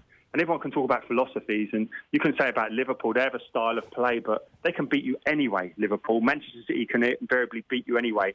And then people may counter that and say, well, listen, Pep Guardiola's philosophy is total football. Yeah, it is. But it can beat the best of teams. Listen, we know Liverpool, probably the exception, they can't beat them. But Manchester United can only beat a certain team, the top 6 teams, because they're expansive, they want the ball, and United are happy to let them. As soon as United have the ball, just can't break teams down. I just find it difficult, and I have to keep reminding myself that not to judge Manchester United on the Manchester United that I played against, but it's difficult because that's the standard that they set. Yeah, well, it'll be interesting to see. The fancy Wolves might be able to get something out of that game as well at the weekend. Gary, thanks a million. Pleasure as always. Thanks, guys. Good luck. So Gary Breen on the line there, looking ahead to the weekend's action. Spurs City live and off the ball on Sunday from 4:30, and Burnley Arsenal as well from 2 o'clock. So that's the way things stand. Do keep comments coming into us on the hashtag OTBAM. You are watching OTBAM. It's 8:35 on this Friday morning. Plenty more still to come. John Duggan is standing by with all the very latest sports news, and so that is on the way very shortly. First of all, John Giles and he still can't believe that Manchester City didn't buy Harry Maguire. I think there's 2 big mistakes Guardiola's made over the last few years. Not going for Van Dijk when he was available, and then having not learned a lesson from that, not going for Maguire. I can't understand why they didn't go for Maguire. And do you think they were talking about the fee? They were arguing about the fee. I mean, the fee at that club, Nathan, when you need what you need. You're probably talking about 5 or 6 million, which is a lot of money to us, Nathan. But to a club like Manchester City, to get the right player, that's not a lot of money. And from what you've seen of Maguire, and maybe you just can't make the comparison because of where Manchester United are right now, because Maguire made a few mistakes last night. Certainly doesn't seem to have lived up to maybe what Manchester United were expecting. Do you think he would have been a very different player if he'd gone to City? Oh, definitely. Definitely. First of all, at City, he wouldn't be defending or have to defend as much as he does at Manchester United.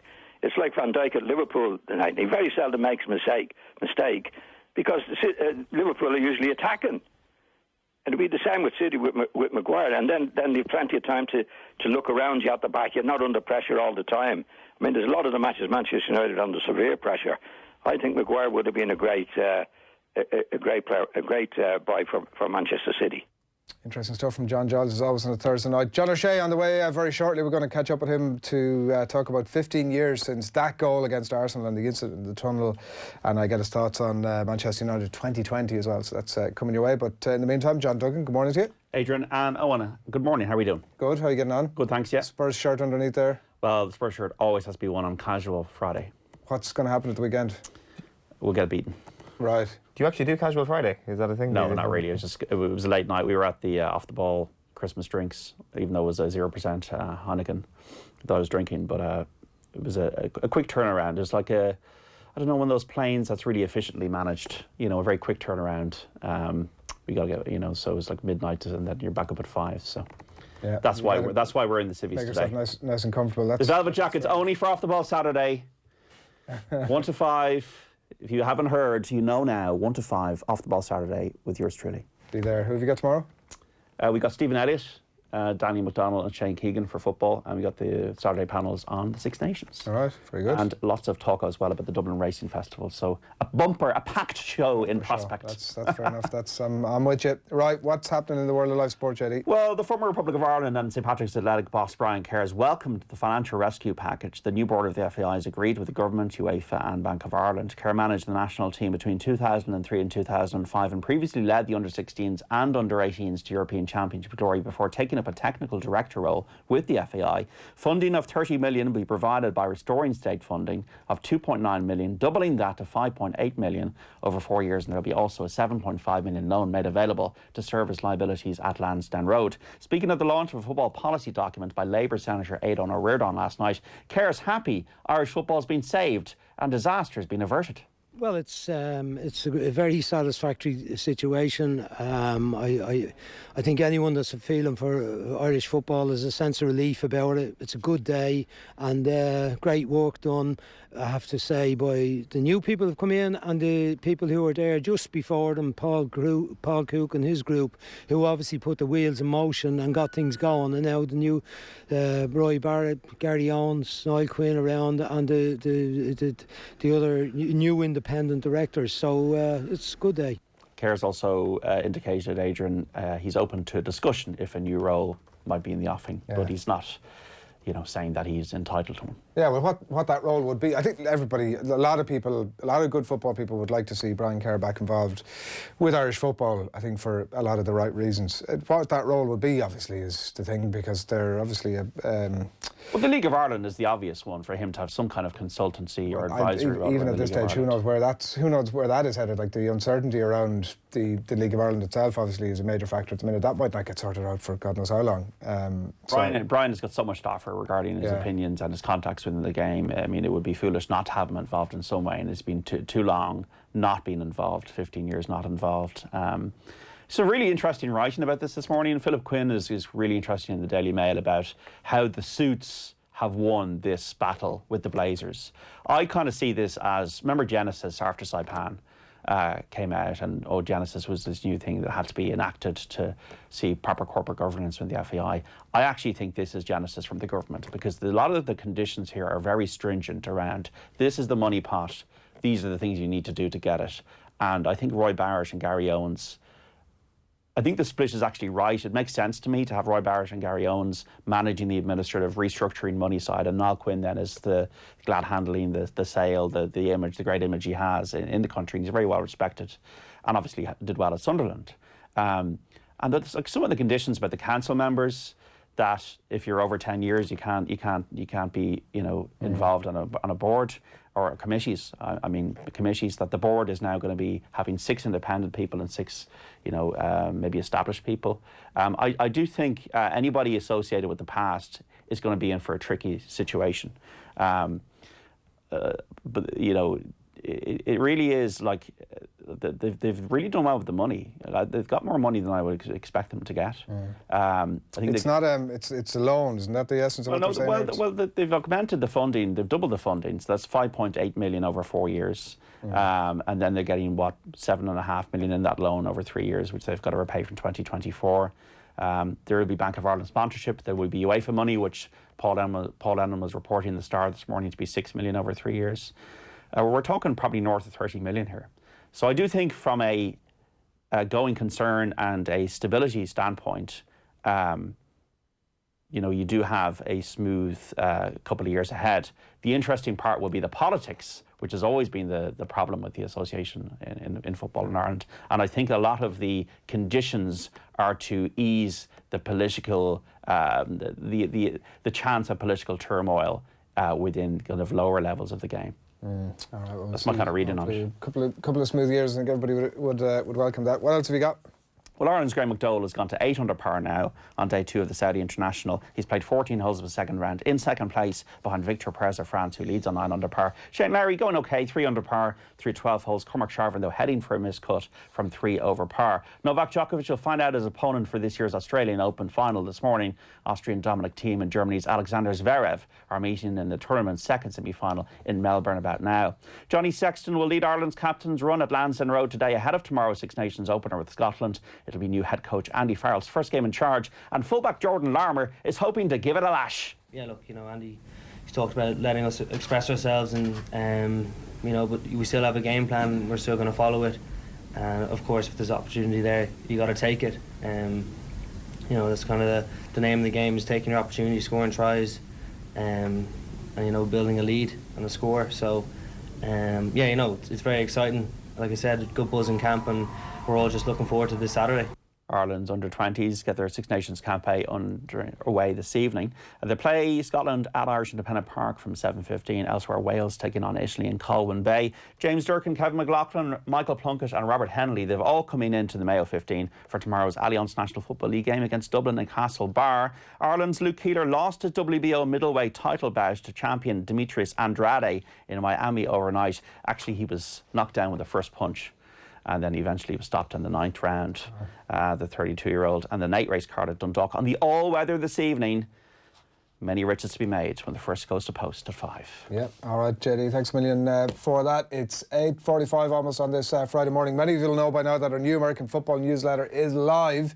Various bits of content from The Snap, our American football podcast, as well as other podcasts, fixtures, results, Snapchat vignettes, reports from games, stats, facts, early bird tickets to events, and both long and short form video content talking all things NFL, the college game and the Irish game as well. It's called OTB Club Gridiron, and you need to subscribe. Just head along for all that and much more to offtheball.com/club gridiron, offtheball.com/club gridiron, and you'll get all that goodness. Right, as I said, 8:45.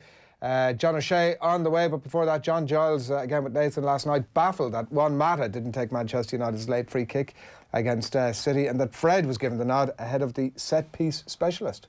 It's just stupid.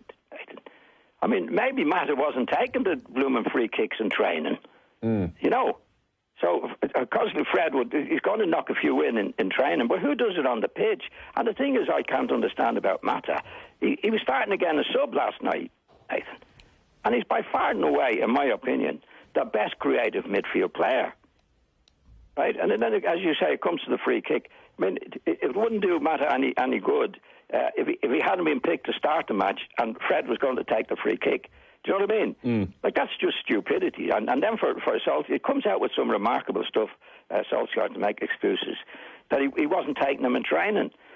Maybe he wasn't allowed to take them in training, But the fact is, on the pitch, when you're playing where it really matters, he's been by far and away the best free kick, successful free kick taker, and he's on the bench nearly all the time for the big matches. I just can't see that, but he does come out with some remarkable stuff, Solskjaer, after games. There's no doubt. 8:46 on this Friday. It was a bit weird that Juan Mata wasn't on the free kick, but sure, look, there we go. Here's the back to our top 5 stories. We've discussed the FAI a bit earlier on, the hurling Simpin as well. We're going to come back to the Six Nations right now, and also we're going to discuss on the top 5 this morning. Fitzmaurice, he doesn't want to manage anybody but Kerry, and he does want to go back to them at some point as well. So that and a little bit more. And Brian Lohan against Davy Fitzgerald this weekend. He was like a brother to me, is what Davy said about Brian Lohan, and now they're somewhat more adversarial than that, and they certainly go head-to-head this weekend in the Allianz National League as well. So that is that. The Six Nations own resident off-the-ball rugby man. You always need like a bit of a pause after that, just to kind of like hammer home your sarcasm. Read it how you will. Kicks off tomorrow. You're excited? Yeah. I can see it in your eyes, Owen. It's like I haven't seen this level of excitement about you since Kerry last won the McGrath Cup. I think you'd be more excited about like encounters such as England versus France than you would be about the general theme of the Six Nations getting underway. Like, you're excited for the potential to see the likes of Caelan Doris in an Ireland jersey, to see the beginning of the reign of Jordan Larmour as a full starter for Ireland. You're excited for the continued confidence of someone like Gary Ringrose in the green shirt. You're excited to see John Cooney come off the bench. So there are a couple of things to be excited about. Very excited for Andrew Conway in this year's Six Nations. Potential top try scorer, I would have thought. Potential top try scorer for Ireland, I would have thought. I think he's actually somebody to keep an eye on. I think it's a fact he was Ireland's best winger in the World Cup. I guess Larmour got a bit of time out in the wings as well. He was also excellent. So those two, between the two of them, you're looking at Ireland's top try scorer. And yeah, I guess I'm kind of talking myself into an excited state around Ireland. But certainly this weekend, you'd be looking at a match like England-France and really licking your chops, because you have this young squad that are supposedly going to win the World Cup in 2023 against a team that should have won the World Cup or feel they could have won the World Cup. Who's going to win the World last Cup year. in 2023? France are going to win the World Cup in 2023. Then everything is geared towards Is that a thing already, that they're supposed to win the World Cup? Well, like I said, it's their home World Cup. They sent a fairly young squad to Japan last year. A young, exciting backline named Should have been in a final. Should have been in a final. Well, should have been in a semi-final. Yeah. I don't think the South Africans are messing around with anybody at last year's tournament. So they're in an extremely good place, and there's an argument to be made that you've possibly got the two best teams in the Six Nations going up against one another in England and France. A lot of Welsh people will disagree with that because, you know, they beat France in the World Cup, but I think a lot of French people then would hit you back with the argument that they threw it away discipline-wise, and another couple of months later, this French team has moved on. Warren Gatland no longer exists in Welsh rugby circles. Yeah, so even some of that stuff makes it kind of interesting, doesn't it? Like, I think the French thing, whatever about 2023, is just fascinating at the minute. I do think that they obviously should have gone much deeper in that World Cup, but what they tend to do then is disappear for 4 years. If you look at their track record, it's like peak of the World Cup, the odd spike in the Six Nations, but generally they aren't heard from. They seem very easy with this whole thing culturally. The rest of the world seems to think that's absolutely fine as well, and everyone just gets on with life. But I'm kind of thinking this new shake-up of coaching staff, particularly some of the likes of Sean Edwards in there, like, he isn't going to be content with France having the fags at half-time, and like, I think that it's possible that this is that France are here in a way that maybe people haven't given due consideration to just yet. possibly not. I think that there has been due consideration given. I think this French team is highly rated. It's not a new thing. I mean, in terms of their willingness to care. Their willingness to care about the Six Nations. Yeah, it's good that they have a few angry men involved in the setup. That always helps. Like, you kind of wonder, is it the sort of carrot or the stick sort of scenario for certain teams? This French team is definitely a team that needs the stick, and they need to be motivated and pushed. They don't need to be tantalised with the prospect of winning the World Cup, which is kind of ironic because that is what people are talking about. They actually need to be told your attitude has been pathetic at times in the Six Nations, I think you looked at the opening night of the Six Nations last year, that insane game against Wales. Again, another Wales game that was fairly crazy in the year 2019, and that I think just sums up where France are at the moment. Like, I know we're veering towards the great old cliche here, but there is an air of unpredictability. So about either Italy or Scotland finished bottom. Yes, both of them finished bottom and second bottom respectively. Without question. Who's third from bottom? Wales. Oof. Then Ireland. Then France. Then England. England going to win it. I can't remember when we gazed into our collective ball there a few weeks back. Our crystal ball prediction was England, England, England, England. We all predicted to win the Six Nations. I'll stick with that then. Yeah, you should. But nothing like being consistent. And this is the Andrew Conway. Really hopeful for him. I think there's probably green spectacles being worn a little bit. Yeah. But potential top try scorer. Munster spectacles. Munster, you wouldn't be a Munster diehard though, would you? You wouldn't, like, that's not. I've never really heard you proclaim from the mountain about Munster rugby in the way that you would about Kerry football. Proclaim from the mountains? Yeah. But like, I never get the top of the McGillicuddy Reeks. I never proclaim from the mountains about Kerry football. Oh, I mean, you don't, but so are you saying everybody understands that that's actually, it's part of your fabric. Yeah, what province is Kerry in? Yeah, but I mean, exactly part of my fabric. Yeah, okay. You'll be a bit like the McGrath Cup, getting your ticket stamped at most of the Six Nations matches. Ireland's Six Nations matches. 3 of them actually, yeah. Right. 3 of them. Which ones are you going to? Won't be there this weekend, unfortunately. Going to miss. It would be terrible if they actually lost this weekend. It wouldn't set you up well. I'll be at Wales the following week. Right. Yeah. How come you're not going? I'm just not available to work this weekend, basically. Yeah. All right, you're working at them. Okay. Yeah, of course. Okay. Jeez, but no, not getting my ticket stamped. Not like the McGrath Cup. Yeah, I'm working. Right. Have you been to any Kerry games so far this year? I was at the Dublin game last week. Right, yeah, good. Just trying to keep in track of general movements. Have we anything else to say about the Six Nations, or we leave it there? It's like we can say as much as you want to, really. I think that's pretty clear that this weekend, if Ireland don't get a big win against Scotland, where we can start asking questions of ourselves, the Finn Russell is. I mean, I know we shouldn't get ahead of ourselves, but let's get ahead of ourselves. I just want to give myself, like, what is it? Supposed to put 36 hours to actually just have that massive bonus point win in the bag, and then we'll start getting bullish. Then I promise English rugby fans, I will make Sheahan's back. I will make it a thing. I'm still a bit sore after what happened last year. My ego has never been harmed as much as it did last year after the get used to being superior. I felt for you, the bigger the beatings we're getting at the World Cup, the one I felt most for was you.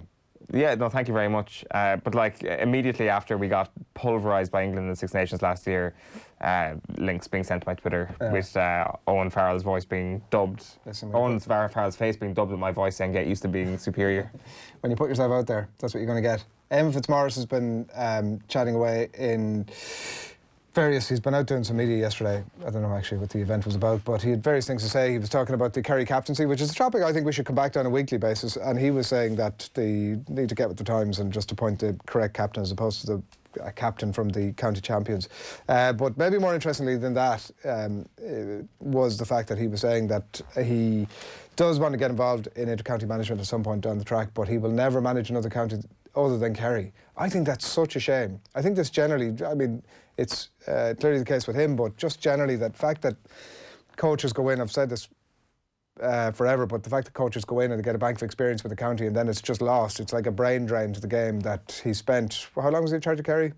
From 2013 to 2018? 5 years, whatever it was, 5-6 years, and that bank of knowledge that he has would be invaluable to a county. Like, he doesn't need to travel very far. There's plenty of counties around him that it might work at. But he seems to have, it's a philosophical thing that he doesn't want to be coaching against Kerry. I think it's just a shame. I guess, yeah, that there is, I guess the GA is founded on parochialism, essentially, so it's tough to take that when you're at the elite level to go up against the county that you manage. So I can kind of see where he's coming from, but I agree it is a bit of a shame that we exist in this kind of sphere that inter-county managers don't tend to like to manage other counties. But if that was to change, like, I wonder if there's any mid-tier county that should be like thinking about making an approach, not next year, not the year after, potentially the year after that, to Jim Gavin and saying to him, listen, Jim, what would it take for you to come and give us a 2-year stint in our county? This would be, I wouldn't say he would ever do it for someone like Meath or Kildare, given the proximity. Kildare potentially after the Jack O'Connor era is done, but certainly another county in Leinster, perhaps a lower tier county who don't actually realistically go up against Dublin. Like, that would be an outstanding acquisition. Fitzmaurice would be an outstanding acquisition for any county looking for a new manager. Clearly Fitzmaurice isn't interested, but I think that there's too much knowledge in the game amongst top inter-county managers at the moment for that to go to waste. Like, they just step away and then they're done with their own county and then that's it. I just think that is a shame, and if there is a way of kind of coaxing them out of retirement, inter-county management retirement, to come and manage your county, I think that all Tier 2 counties should be looking at that. There's a strong tradition of Kerry managers doing exactly that, like, is the thing. It's not as if Kerry people tend to just do the Kerry thing and then not go anywhere else. There's like a very long list, current list of managers who tend to flee to other parts of the country to spread the green and gold wisdom. I guess there is, like, Mico obviously started it. You got Jack O'Connor in Kildare, Paul Galvin at Wexford, Mike Quirk with Laois, you Tomás O'Flaherty obviously in the past. You had John Shugru up with Laois last year. He's obviously gone back to Kerry as well. Like, there's just a handful of names. Like Jack O'Shea obviously involved with someone outside of Kerry as well in the past. Like, the list goes on, and maybe that's actually just kind of a stamp that people put on it, saying that person is from a county that was successful at football. John Evans, obviously, famously, Liam Kearns. You point to somebody like that person's from Kerry, therefore they might have a bit of knowledge. So I guess it's kind of a positive stereotype for them that they get more opportunities. But like the likes of the Galvin example is obviously the most fascinating one this year, to see how this ends up. Obviously, they took a bad beating to Antrim last week, whereas like someone like Mike Quirk, I think he'd obviously put in a lot with his club over the last couple of years, so I think there's kind of an expectation for him to rise the ranks pretty steadily. Yeah, there are Mount Rushmore spots available for Kerry people up and down the country is what I'm saying. Well, your Westmeath Mount Rushmore, of course, includes Paddy O'Shea. Why not? And John Aldridge and Niall Horan, and who else? Robbie Henshaw. That's your Westmeath Mount Rushmore. Yeah. Do you want to talk about the rivalry, being a rivalry? It just mentioned again this week in the context of Dublin Mayo that, like, Mayo haven't beaten Dublin in Championship since 2012, Kerry haven't beaten them since 2009. does that then exclude those encounters from being rivalries? Somebody was writing. Carlo Kane was writing it in the Star. It wasn't a rivalry. Kerry Dublin is not a rivalry. Really strongly disagree with that. Like it's. But the stats are there to show that they haven't won. A rivalry is not actually a tangible thing. Is the thing. So it's not up to one person to say this isn't a rivalry and then that's it. It's kind of a ridiculous thing. It's like a 12-year-old conversation to have to debate whether it's a rivalry or not, because no one person gets to decide. But if you get 45,000 people turning up Croke Park or 50,000 people, that's a sizable chunk of people who feel somewhat invested in this, the context of this game.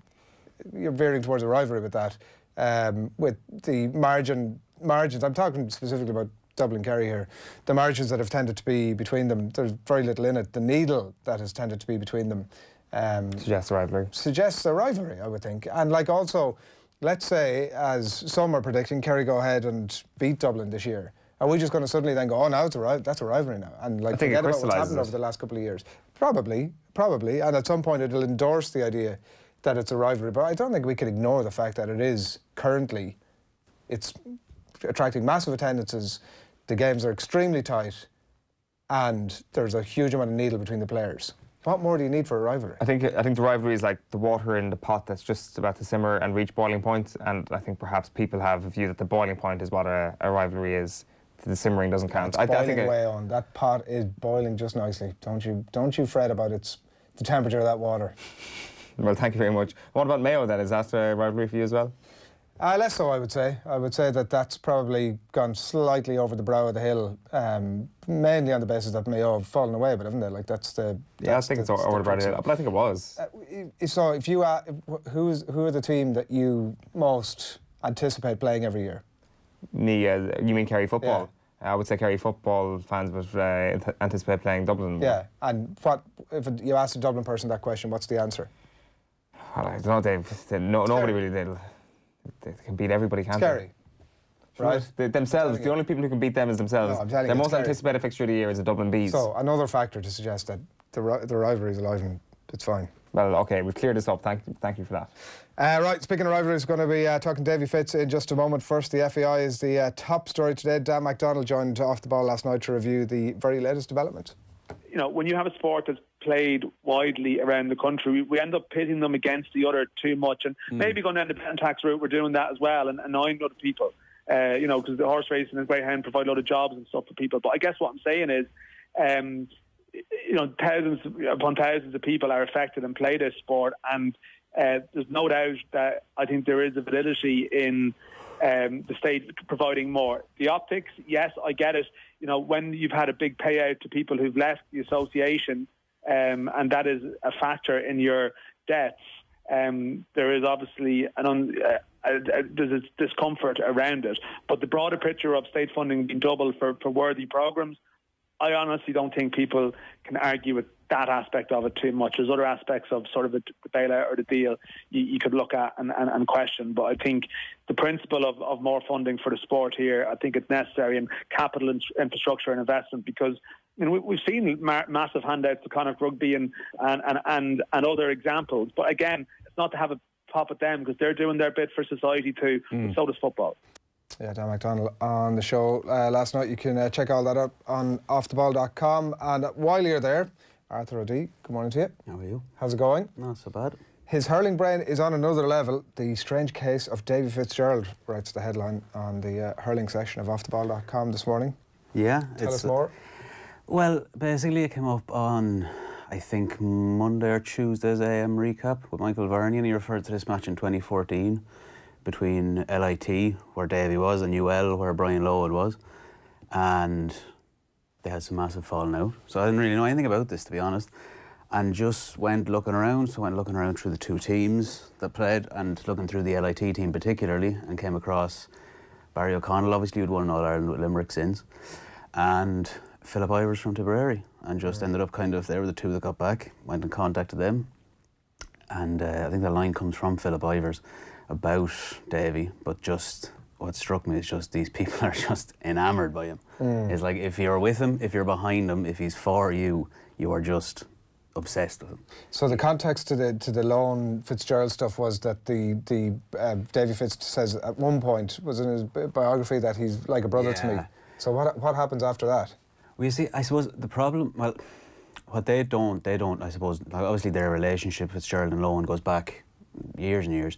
So the lads don't really know much about that going back, but what they do know is what happened that day with LIT and UL. And I suppose what seemed to contribute to any sort of disagreement between Lohan and Fitzgerald was the manner in which Fitzgerald approached the game off the pitch. So it kind of starts off, the first thing that comes in is like the lads decide, he kind of decides, don't really like the changing rooms in UL. Been there before, they split you up, no use. We'll get changed in LIT, we'll come back in on the bus. No problem. They don't get as far as the gate at UL. So they come up, they just kind of pull up at the side of the road, the lads are kind of unsure what's going on, and as Davy says, out we get, we're going out here. No obvious place to go into the thing, they just cut across the trees, cut across the shrubs, they come onto the top of the UL pitch. And it's like, okay, grand, this is all spur of the moment, and it's kind of, I think it was, Philip was saying as well, like that kind of, it calmed them down a little bit. This is a big, it's quarter-final Fitzgibbon Cup, it's a big game, they're coming up against a star-studded UL team, and it calms them down a bit. So it's kind of just the hilarity of it. So they're coming out onto the pitch, and then they stumble across, they go to the goal end there up is where UL are going to warm up.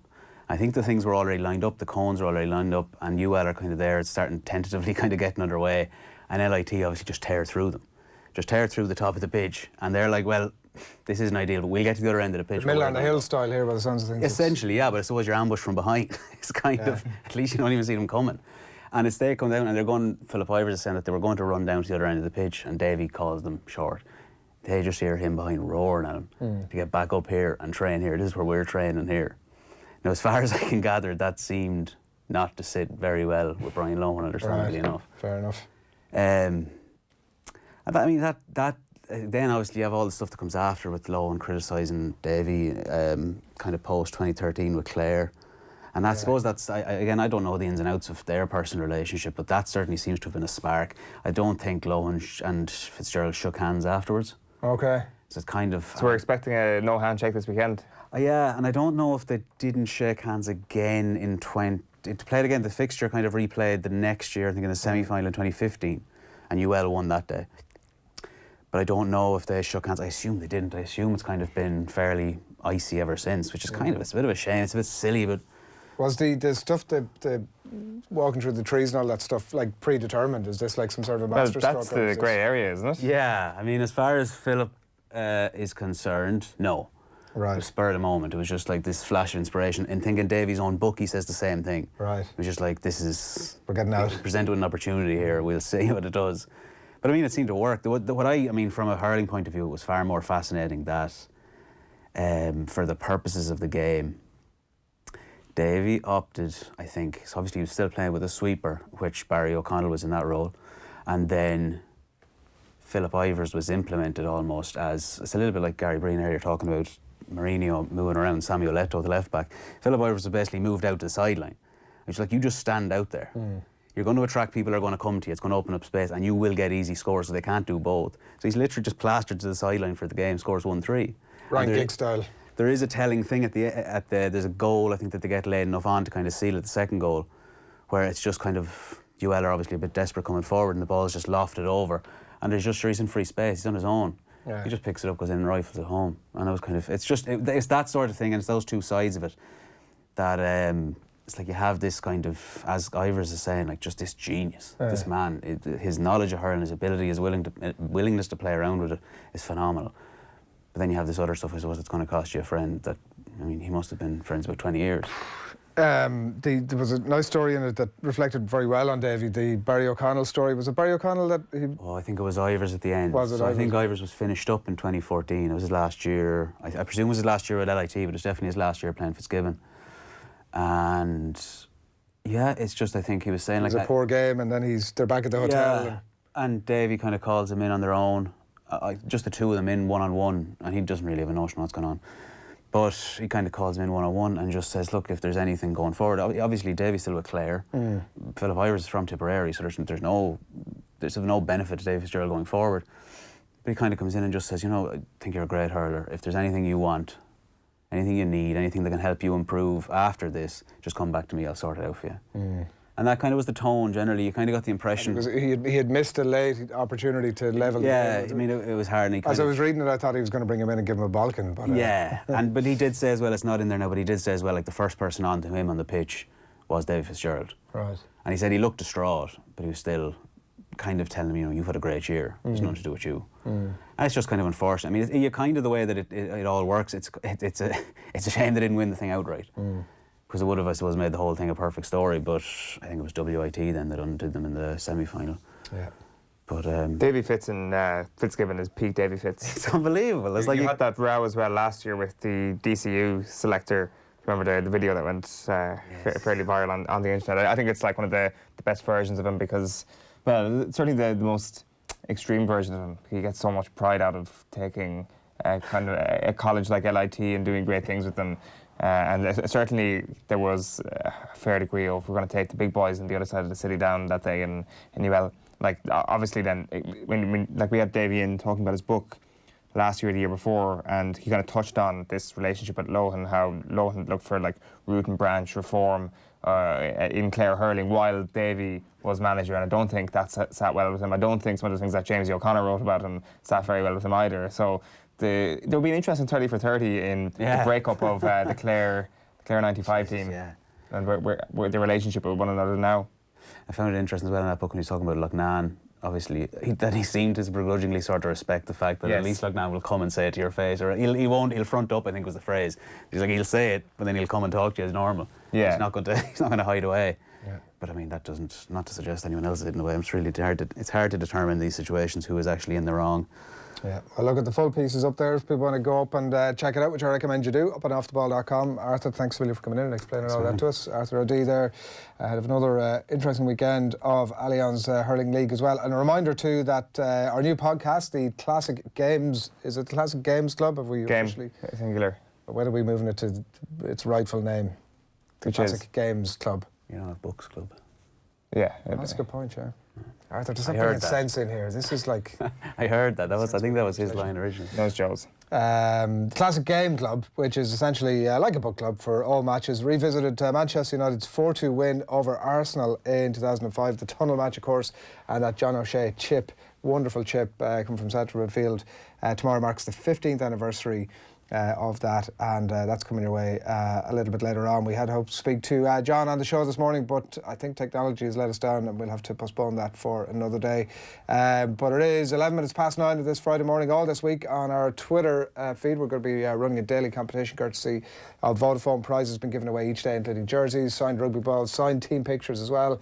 The last competition runs today, so stay tuned to the Off the Ball Twitter page this morning for your chance to win an Ireland rugby jersey. We're going to be giving away tickets as well to all of Ireland's home games in the Six Nations, to one of our prize winners this afternoon. One of those daily prize winners going to win that monster prize. It's absolutely epic, and the response to it has been monster as well, so stay tuned for all of that. You can enter later on this morning as well for your chance to win these two great prizes. Stay tuned to twitter.com/offtheball. So that is the story there. I think we're going to take a clip of... are we going to transfers? We're going to do transfers?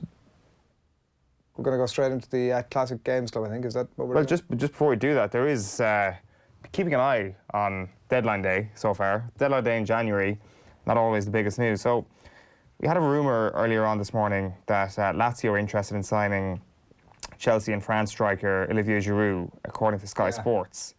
That seems to have changed to Spurs rather than Lazio. They've come in and apparently, according to some sources here, have agreed a fee for Olivier Giroud, which would by a distance probably be the biggest news of the transfer deadline day. That's not something. This is something that we've touted on Deal or No Deal for quite some time. I'm sitting here this morning with a fair degree of pride. We were asking ourselves, like, where would... You started all this? Where would... I don't want to take too much credit, but obviously Jose Mourinho listens to the show.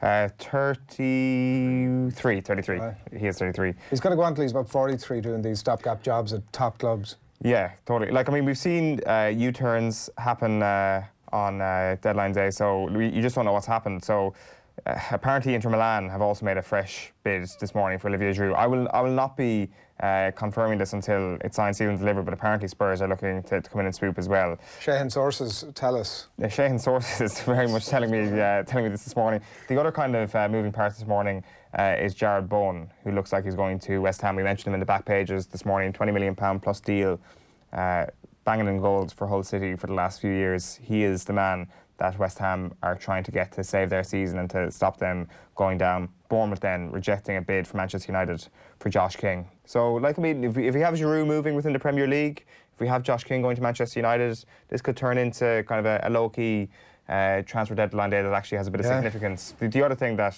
perhaps might develop as the day goes on is Pierre-Emile Højbjerg, who's been linked with Tottenham. Southampton not willing to let him go. It's really scraping the barrel stuff, isn't it? Do you remember deadline day used to be a great bit of value in it? Yeah. When was the last time there was top clubs doing big business? Seems to be like... Even on the BBC gossip column, the number 4 story is Edmonton Cavani not leaving, L'Equipe. Now, there's a lot of not leaving. I think there's a lot of kind of movement from agents saying to clubs, we're going to try and get this player out of the club, and then they come up with a better offer, and then they say they're not leaving, and then they end up earning a lot more money. Again, just here from the Telegraph this morning, Matic rejecting offers to leave Manchester United. So there will be a lot of rejection, a lot of offers turned down. The Olivier Giroud story is going to be the one that goes on for the day. Where will he end up?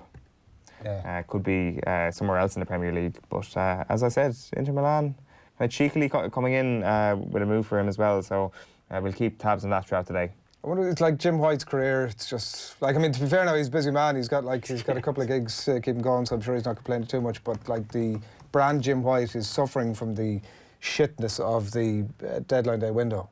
A few years past the peak now. Well, there was an excitement about it at a time where you would have to be glued to your TV. That was the. And now it's it's nearly pass you by that it's deadline day. Giroud to Spurs would bring this back to no, it wouldn't. Not to that level, but to a better level than the last couple of years, because it's been terrible for 4 or 5 years at least at this point. So I don't know. This is something that I think is going to develop for the day. This is a perfect Jim White story. He'll be on the phone to Giroud's people throughout the day to get the latest on that, I'm sure. You'd wonder what Inter Milan would want with Lukaku and Giroud. That's true. Big strike partnership. Alexis Sanchez running off the 2 boys. So I don't know. It's not the good old days of the transfer deadline day. Like a couple of other things. We've got, according to the Times this morning, former West Brom and Newcastle striker Salomon Rondon, a target for Manchester United as well. Basically, the role of people in this industry this morning is to pick a striker who may have scored a handful of goals at some point in the Premier League and link them to Manchester United. Right, let's stop this deadline day conversation. It's a nonsense. Arthur, thanks a million for coming in. No matter. John O'Shea is on the line. Take a quick listen to this. 15 years. Goals. And John O'Shea can finish it here. That's lovely. It's Manchester United's night at Highbury. Is that the goal that confirms that Arsenal will not be retaining their title and that Manchester United will race Chelsea to the wire? It's an absolutely fantastically constructed goal, and it's a sublime chip. What's the position he takes up? I'm only guessing no man's land again, but he's got it all to do on his left foot, John O'Shea. Wondered if he was going to go round the keeper. He stands it up. Unbelievable precision. This boy's supposed to be a centre-half, they say. Well, he's good at the weekend, and he's obviously got a taste for it. It's a fantastic finish. John O'Shea could play for another 15 years and never score a better goal. John O'Shea, good morning to you. The cheek of that commentator. At the end there. Was he right? Oh, good morning, boys. Was he right? Possibly, yeah. I thought he did you a disservice, I have to say, in the initial commentary when he said it was a lovely goal. It was an unbelievable goal. No, look, it was. I was fortunate. I'd made the run, and the manager had told me just to come on and sit and hold in midfield. But obviously, I took a bit of a chance, and thankfully missed our goal. A little flick inside, and I was able to tuck it away. But 15 years ago, wow. good memories. It's incredible, isn't it? Yeah, almost to the day as well. How quickly, I mean, I don't know how much of that you can recall or what your head is like for remembering specific moments in games, but you had obviously, as you say, it was clear from the footage that you made your mind up that you wanted to get into the space and no better man to play in, as you mentioned. How quickly in your head did you know, because the keeper had come off a little bit off his line, how quickly in your head after you received the ball do you know that's what I'm going to do here? Yeah, well, look, that's the thing, because of the angle, and you're generally thinking a lot, certain keepers come out and rush. Try and rush you to obviously put you off. But I'd honestly done a few of them in training, probably two or 3 weeks beforehand. Because different times in the sessions, we do little things like that, just on the angle as well, because and as well how keepers rush out, just little things and stuff like that. So the odd time when I joined in with the midfielders and attackers, doing a bit of finishing. I had done a couple, but it was only in training. So to do it in a game like that, when obviously the incident that happened in the tunnel beforehand and stuff like that, you know, it was, and at that time the games against Arsenal were really, really intense, proper games. So nice to finish a game off like that. And you've swept it across the full distance, I suppose, of the goal. Was that the intention? I think it nestles in the inside of the side netting. Was that the intention, to give yourself the full capacity to get the ball up and down, or was it let's just get it over his head here?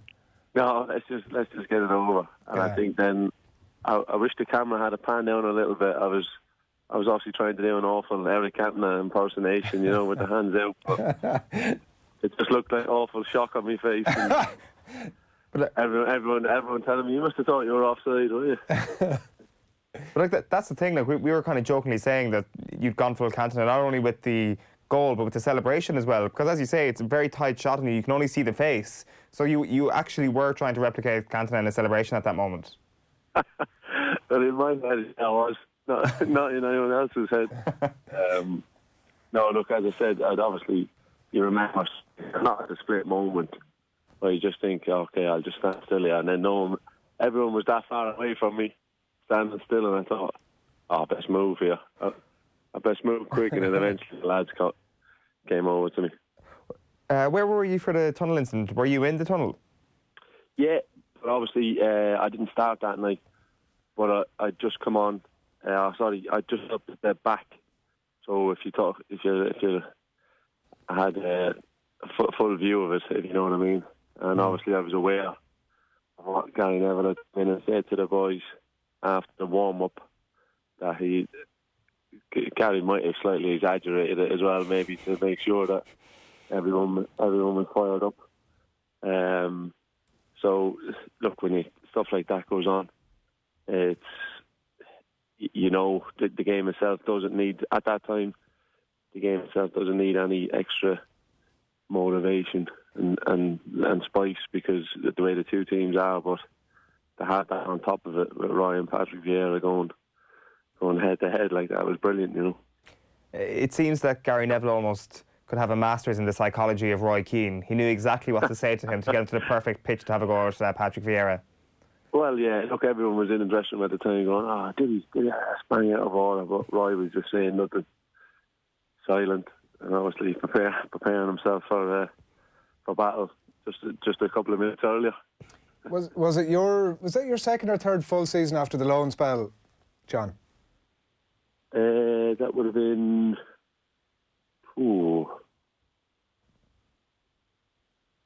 second or third. Good question. Yeah, I'm not sure. It might have been. I'm not sure. It might have been your second. Was it 04? Was it 04, 05? 04, 05, yeah. Yeah, it would have been my kind of second. Yeah. 02, 03, I got my first Premier League title, so work it out for one.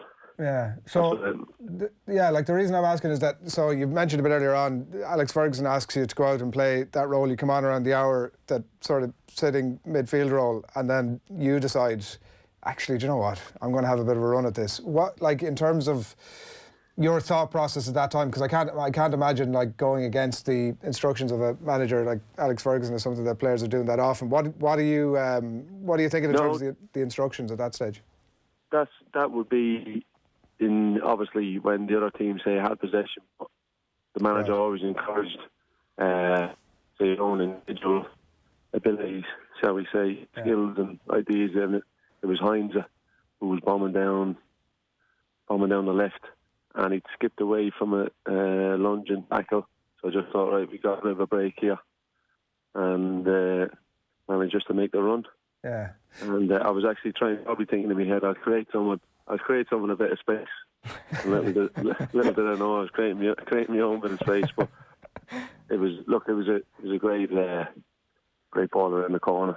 Oh, it was beautiful from Scholesy, you know. So to be able to get the touch and finish, it was nice. Your position was pretty uncertain at that point, was it? Like you've been shifted around a fair bit, and maybe you didn't know, or the manager wasn't fully sure where you were going to land at that point. Is that fair enough to say? But yeah, look, possibly. You're thinking of the competition we had. We had at the time in the squad was fierce, you know. So the manager had trusted me to do the job anywhere across the back four, and obviously in holding midfield in European games as well.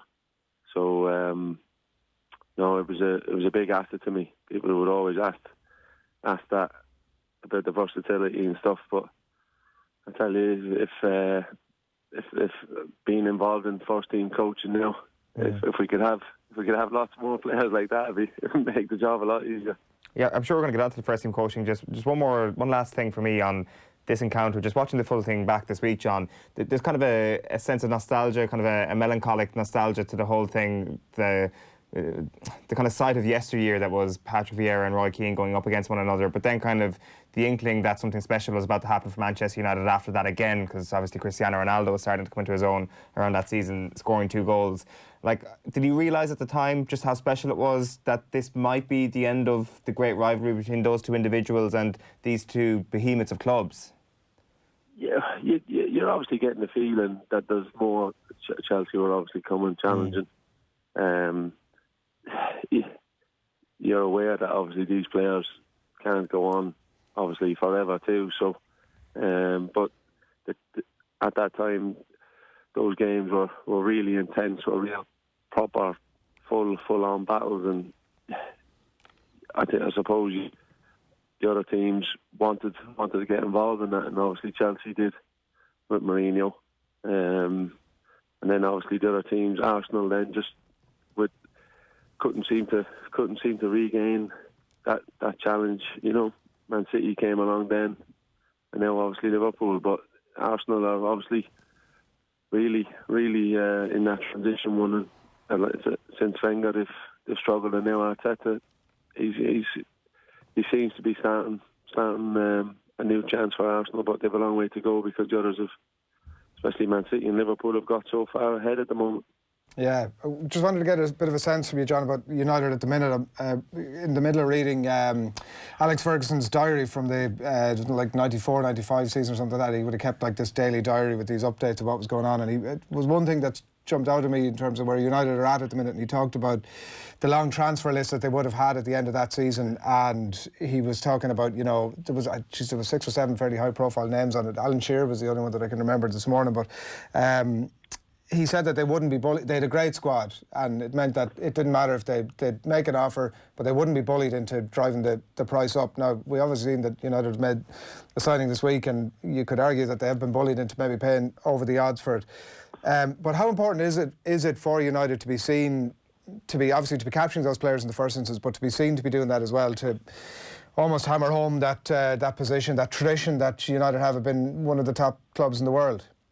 Yeah, well, I think that's where you'd look at the marketing power and the financial power that they have, the muscle that they have, that they've created over that dominant period, that they have to be able to sustain that. And then obviously it's on the stock market, etc. So they have to be seen to be going after these best players if they can get them. Obviously, great clubs know that, obviously, the financial power they have. So now, and you look at the owners of certain clubs now, you look at the Leicester situation, for example, when they had to pay so much for Harry Maguire. Years ago, they would have got that for a good bit cheaper if they didn't have the certain owner, you know, that has the funds to think, well, no, you're not going to take him for that. We want this, and if you don't match that off, that fee, it's not going to happen. So, but they have to strike that right balance, and they seem to obviously be negotiating quite hard with Sporting Lisbon eventually they've got it over the line. Yeah, what's your general sense of, like, there's a lot of fans unrest at the minute, there's a lot of stuff starting to bubble over a little bit in terms of the level of satisfaction amongst the stands, even so much so I think there's chat of a walkout in the Wolves game tomorrow, and there's various layers to the dissatisfaction, but your sense of the connection between the club and the fans and where it's all going under Ole Gunnar Solskjaer? Yeah, well, look, there's obviously a bit of discontent with the fans, and it's one of those things, isn't it? If the results on the pitch obviously take care of all that, you never condone obviously they're saying they were so-called fans, and going to a person's house like that where the man has kids and stuff like that. You know, you'd have to say that's really out of order. But the club will always face those questions when it's not been challenge on the pitch. It's always been the club that's kind of created the most headlines off the pitch as well. So Bruno Fernandes is the start of it. It could be, looks like they're obviously trying to get that backup striker in today. If they can get that across the line, it'll help. But when you're missing probably your two most, Rashford, Pogba, McTominay really come on, obviously. When you're missing those boys at the minute, it's going to add to the pressure. And but they spent a lot of money as well. That's the obviously counter argument too. So they've got to get the balance right. And at the minute, it's not far away. But if you look at maybe Pogba, Fernandes, Rashford, Martial, it's a lot of attacking players to look forward to too. Yeah, we should see how it pans out. It'll be a fascinating game tomorrow as well. Thanks a million for taking the time, John. No worries, guys. Take care. Thanks a lot, John O'Shea, there on the almost 15th anniversary of that goal. That's amazing, that line from about Cantona, because it's the first thing you see. It's just such a tight shot on him. You can kind of just picture the Cantona celebration after his chip, and I know it was the opposite side of the box, but it was a chip, and then just the way he stood still. I genuinely thought that he was in full disbelief that either A, he was onside, or B, that he had just done that. Clearly not. He was just trying to replicate the main man, Eric. That's it from us for this morning, Eoin. It is. Well done. No, thank you very much. Another Friday. Enjoy your events for the weekend. Will indeed. What are you doing? Kerry Galway tomorrow night. Oh, very good, yeah. Yourself? Birthday party tomorrow, so... Happy birthday to the young lad. The big 03. Big 03. Yeah, so that's going to occupy my Saturday afternoon. Talk to you again next week. Go and enjoy the game. Take it easy. We're back on air and online from 7 o'clock, of course, tonight and across the weekend. OTBAM back 7:30 on Monday. Here is Manchester United against Arsenal 2005, reviewed by the Classic Game Club. And if you've a game, a fight, a golf round, anything else you want us to take a look back on, do get in touch. The Classic Game Club lives in the OTB Highlights podcast stream and on your YouTube channel. Good morning.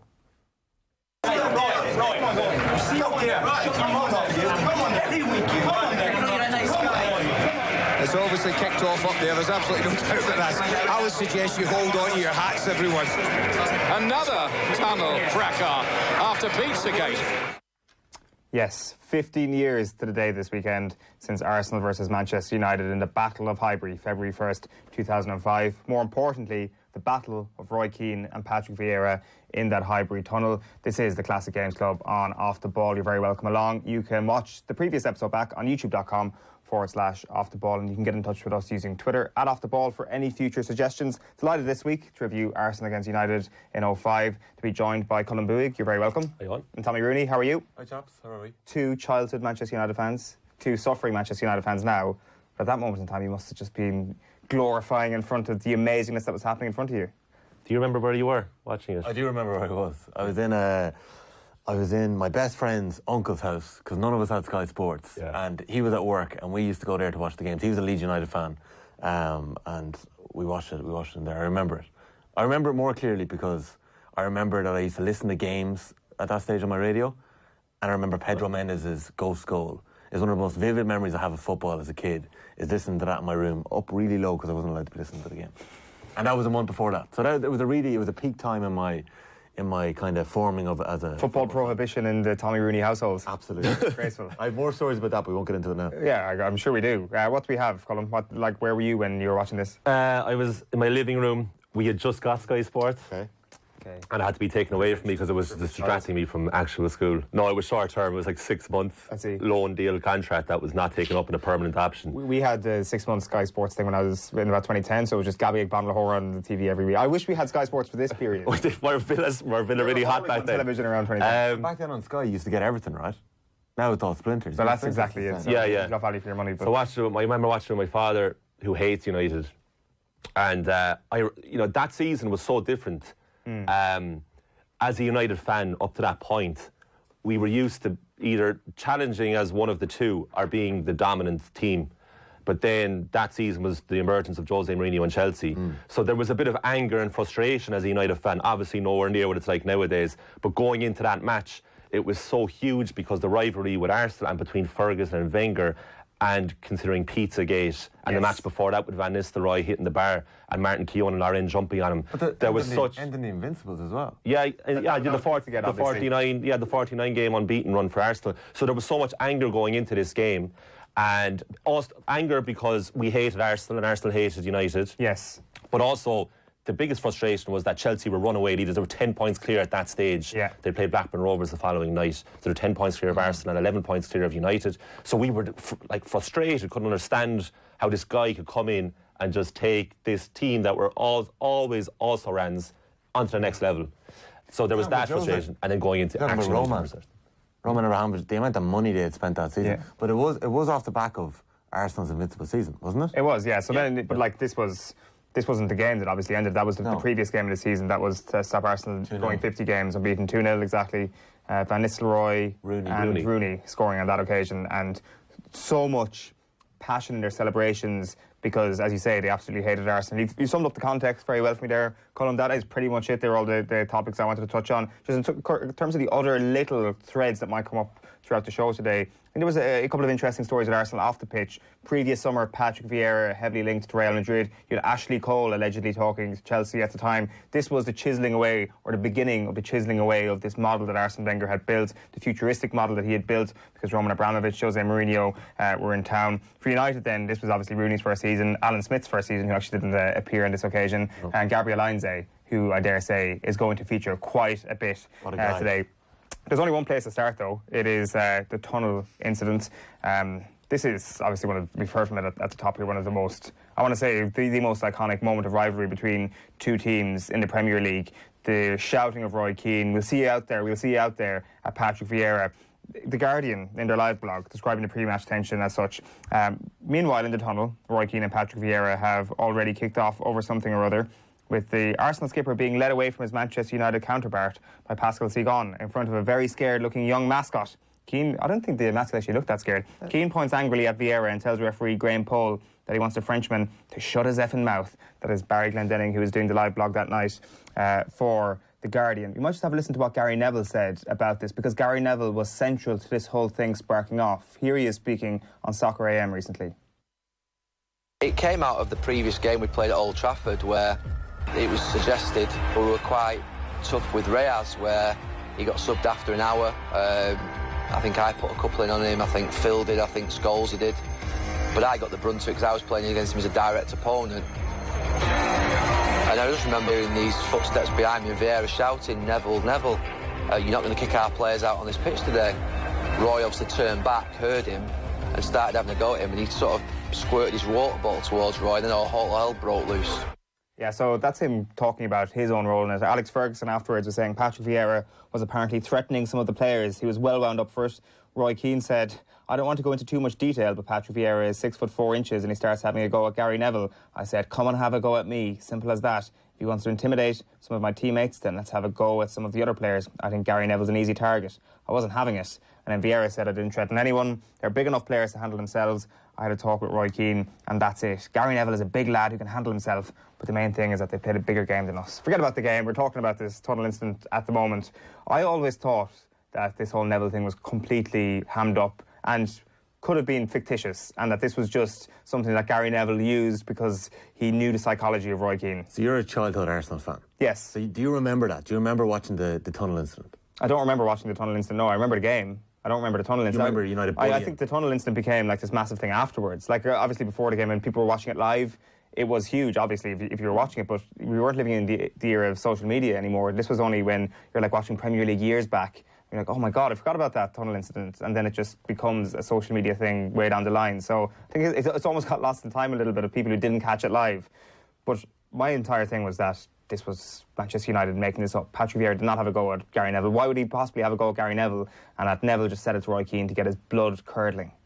Well, we didn't have full context when we were watching it live, so it did look like Roy Keane had lost control completely, and Patrick Vieira was the kind of innocent bystander and subsequent victim in this verbal tirade. That's what it looked like. And then subsequently we hear from Gary Neville, who gives full context that... Wow. Did Gary Neville give full context? They were having from United's point of view. This is all going to be from United's point of view. I do remember it live, you see. I remember it vividly. And there wasn't a lot of games that Sky showed the tunnel beforehand with players at that time. That was only something that they did every so often, sporadically. So I suppose they were always going to do it for this game, second against third. I think they got a tip-off. The Highbury Tunnel. But Highbury Tunnel was so intimate. I mean, I loved watching games at Highbury on TV. I absolutely loved it because there was always that screaming woman when the opposition scored. And I don't know who she was and what part of the stadium she was sitting in, but she was obviously close to the mics. And it was always picked up when the opposition scored. And I just loved everything about it. I loved the intensity at Highbury. But that tunnel incident was like nothing I'd ever seen before, and I haven't seen anything like it since. And it was because Roy Keane, like, anger suits him so much. He's so in control when he's saying all of these things to Vieira. You said he looked like he was losing control. But looking back in it now and hearing what we did... Of hindsight, no, he didn't. He didn't lose control. He's in complete control there. But one of my favourite things about it all is, although he's standing up for his teammate, he's still emasculating Gary Neville quite a bit. Like, I think he said it previously and he said it since, you know, picking on Gary Neville, pick on someone on your own side. Did he say something similar? No, he just picking one of us, which is probably even more degrading. I think that's very offensive to Gary Neville, personally. Poor little Gary in the corner. Gary's well fit to look after. Well able to look after himself. 600 Premier League games. Just that at a road show, sure, yeah. There's a couple of different characters in this tunnel. So you obviously have the two boys. There's only one camera in the tunnel, so we don't actually get to see Patrick Vieira in full flow here. We actually don't. That's one of the things that's been lost in time here, is when Roy Keane is pointing at him, all we're getting is one camera view of Roy Keane. We actually don't know Vieira's body language there, and I'd love to see it. But what we do have is you have Pascal Sigon standing there and just kind of like looking at him, and you're kind of almost confused as to what the hell is going on, like kind of a fairly blasé Frenchman, whereas Patrick Vieira is a more passionate Frenchman. And then you have like Roy Carroll, kind of like looking like one of Draco Malfoy's cronies, just peering over the shoulder looking at the Arsenal lads. But then my favourite character in this entire thing, in this tunnel, is Graham Poll. Can't beat him. Because he says nothing more, but he finishes it, he says, nothing more in here. Yeah. And he says again, nothing more in here. Leave it in here. He was like, do whatever you want to each other out there when I can referee you, but in here, leave each other alone. And sure enough, when they get out there, they absolutely kill each other. Yeah. But before the game actually commences, we have the handshakes. And who is it? It's Roy Keane, who doesn't shake Vieira's hand. No, he does. Does he? Yeah, he does. Roy Keane's fine with it. He's just like, yeah, whatever. But Gary Neville's the one then who grips the hand. Gary Neville gives him a strong handshake. No, the only handshake I can remember being Mrs. Wainbridge and John Terry. I can never remember anyone else not shaking someone's hand. I'm open to correction. Right, okay, we've been told by each other. I've got it wrong, I'll put my hands up, I've got it wrong. It was always... I've even watched it back this week, obviously. No, right, he wouldn't do that. Because... Well, he didn't shake Ronaldo and Diego Simeone's hands. Yeah. But like, I'm not blaming Roy Keane for this. I'm saying that there was two in this. Himself and Vieira didn't shake each other's hand. But I'm obviously wrong. I'll hold my hands up. But definitely what did happen is Gary Neville grabs Vieira's hand, looks at him straight down his eyeballs and just to intimidate him. Gary Neville is well able to stand up for himself. This is a ridiculous notion. So your theory that Roy Keane had to stand up for him. Gary Neville knew exactly what he was doing. He said that perhaps there was a bit of water squirted at him, or that was like Roy in the tunnel. There's a lot of things here that are undocumented and that are urban. They said he was manhandled in the tunnel. No. According to Darren Fletcher's account of things, again, right? a Manchester United account. Yeah, Darren Fletcher, I trust Darren Fletcher. He's very Seems like a trustworthy guy. Yeah, exactly. Yeah. And he said in the warm-up beforehand that the Arsenal players were having a go around Gary Neville. And it was all around the treatment of Jose Antonio Reyes in the previous match at Old Trafford in the unbeaten game, where Gary Neville repeatedly fouled Reyes. So Vieira and the boys were going up to Gary Neville saying, you won't be doing that tonight, and squirt of water at him. And according to Darren Fletcher, Gary Neville came into the dressing room after the warm-up and before the match and did his now very familiar incredulous laugh that he does in Sky, saying, those lads there, they're gone mad outside there, they're lost control completely. And Roy then took it upon himself. Right. Like, I'm going to say something here. Nobody does that to my players. And Alex Ferguson didn't know about it. This Darren Fletcher piece on the Man United website is fantastic. It's great. It says if you're going into a fight without a doubt, you want to be on Roy Keane's side, then look at the other lads in the dressing room that night. Waza, Wes, Rio, Ainze, Scholesy. You've got all these lads and more. And Sir Alex Ferguson behind us. So you look around and think to yourself, yeah, we'll be all right. It's just an army of thugs. There's another moment in that Darren Fletcher piece, and it's to do with the handshake at the start. And it also leads to a moment later in the game when Mikel Silvestre gets sent off. That Roy Keane went up to him the week of the game, and because Arsenal had a lot of French players, he was like, Mikel, I don't want you shaking anyone's hand before the game. You can shake their hands afterwards, but not before the game. So Roy Keane is even getting into his own players' heads to get them psychologically, up as well. The only other thing really that kind of comes from this is Keane and his autobiography, which, like, to illuminate something 9 years later, this is his 2014 autobiography, really says something about, as I really think, the mythology around this moment. I just think we're so unused to not having everything so well documented anymore. To have just one camera and not knowing, we rely so much on word of mouth around this and oral histories and accounts. So Keane's 2014 autobiography, if it had come to a fight, Patrick could probably have killed me. As I walked to the front, I heard something going on at the top of the tunnel. All I could see was a few fingers pointing at Gary. I lost it. 5 seconds earlier, I'd been perfectly calm, in the zone, ready for the match. I thought they might have booted him out on the pitch, but in the tunnel, I just thought, the fuckers. They were trying to bully him. They were a big team, and in the tunnel, they were even bigger. So I said to myself, all right, let's go. We get into the handshakes, and then the match kicks off. Any final thoughts on the tunnel before we actually get into the match that we're watching back this week? Obviously, Keane, I didn't bloody watch it, but the best of enemies. Do you remember the ITV dog? Yes, Keane and Vieira did. Yeah. Their combined 11 was really interesting. It was, yeah. Roy Keane insisted on Paul Parker being at right back. Oh, yeah. Insisted it. They were up at the board doing it, weren't they? And Paul Ince ahead of Paul Scholes. Well, in fairness, if you look at the match that we're about to talk about, the right-back position is clearly the weakest position on both sides. But at my point, he's just having a go at Gary Neville constantly. Well, obviously, consistently. But like putting Paul Parker ahead of him. Before we get into the game, so for the two lineups, I know you're probably going to go through them now. That 4-4-2 for Arsenal. Were Arsenal missing anyone that day? Colo Touré. Oh, Touré was suspended. Seagan was in centre back. Colo Touré. And what about Flamini in midfield? Like, was Gilberto Silva on the scene yet? Yeah, he would have been. Gilberto Silva signed after the 2002 World Cup. There was a young midfielder by the name of Cesc Fabregas who was obviously on the 17-year-old, yeah. I'm not sure. Like Flamini was. This was when he was about to get into his pomp, I would have thought. Flamini. So he was there, Darren Fletcher. The question that I had, and I totally forgotten about this, was that like Manuel Almunia had displaced Jens Lehmann for a little while. He was in goals. You had a back four of Lauren, Seagan, Campbell, Cole. Then you had Lundberg, Flamini, Vieira, Pires in midfield, and then Henry and Bergkamp up front. It's an unreal team. But then the United team it's probably my favourite era of Manchester United team. Roy Carroll, Gary Neville, Ferdinand, Silvestre, Ainze, Fletcher, Keane, Giggs, Scholes, Ronaldo, Rooney. So like they're playing three across midfield there with Fletcher detailed to do a very specific job. Like most teams were playing 4-4-2 back then, even though Arsenal 4-4-2 was again, going back to that Fletcher article, he said that Ferguson very rarely gave players individual instructions to do with the opposition, only in really elite level games. And it started in the FA Cup the previous season, the semi-final 2004, United against Arsenal.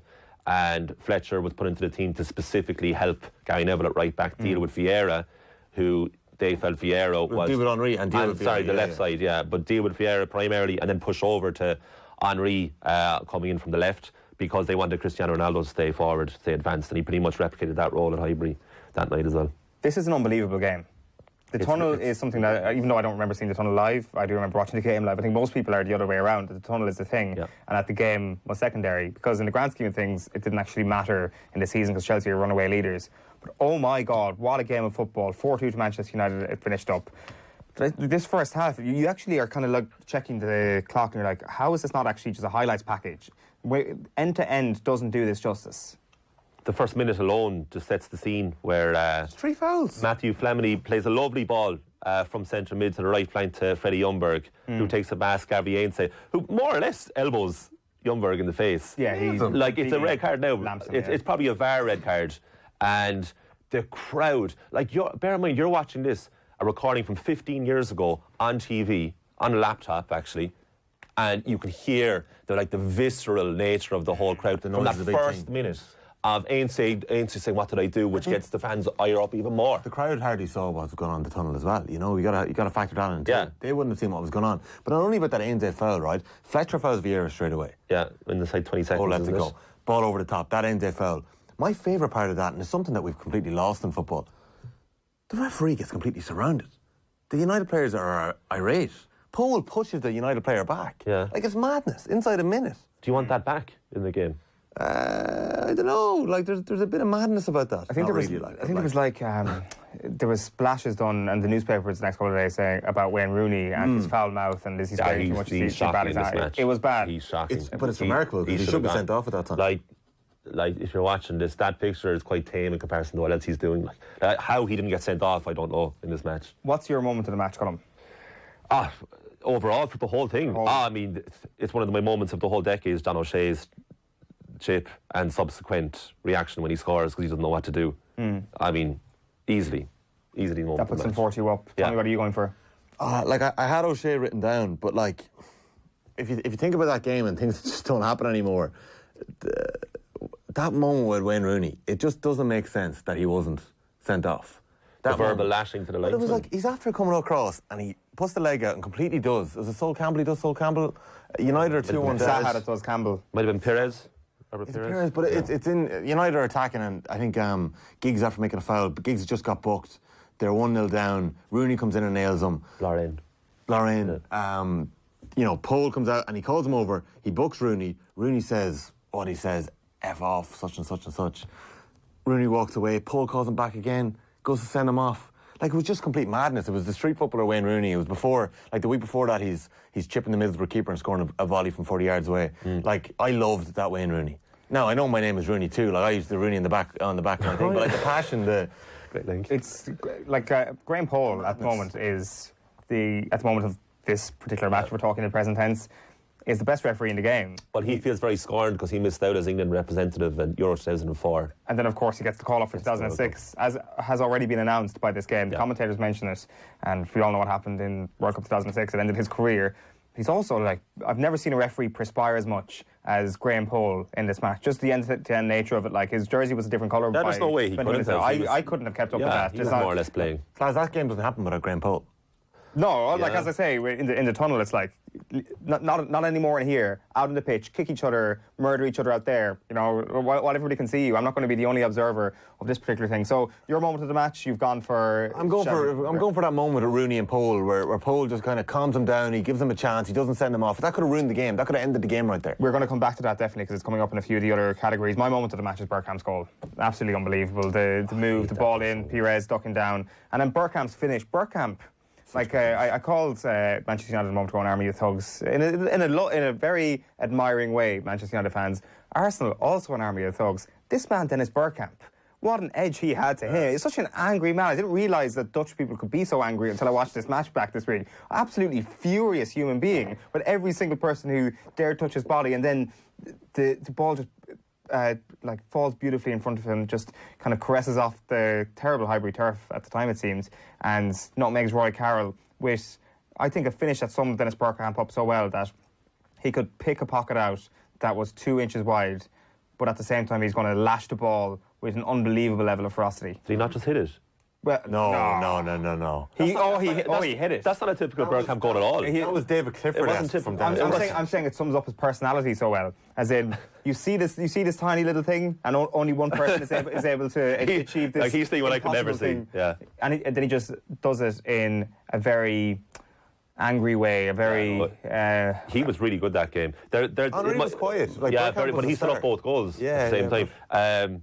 Bergkamp had a first touch at the end of the first half from Manuel Munia's long kick. It was like, oh my God, that's Bergkamp for me, because he was grappling with, I think it was Gabi Ainse or Mikel Silvestre. It was definitely the left side of the United defence. Out of the sky. And oh my God, the touch. I think the commentator that I watched it on referred to the goal against Argentina in the World Cup. It was also similar to his goal against Leicester. The hat-trick that he scored against Leicester. Filbert Street, well. He was 35 years old as well. His first goal against United since the FA Cup semi-final replay. Yeah, did they say 6 years?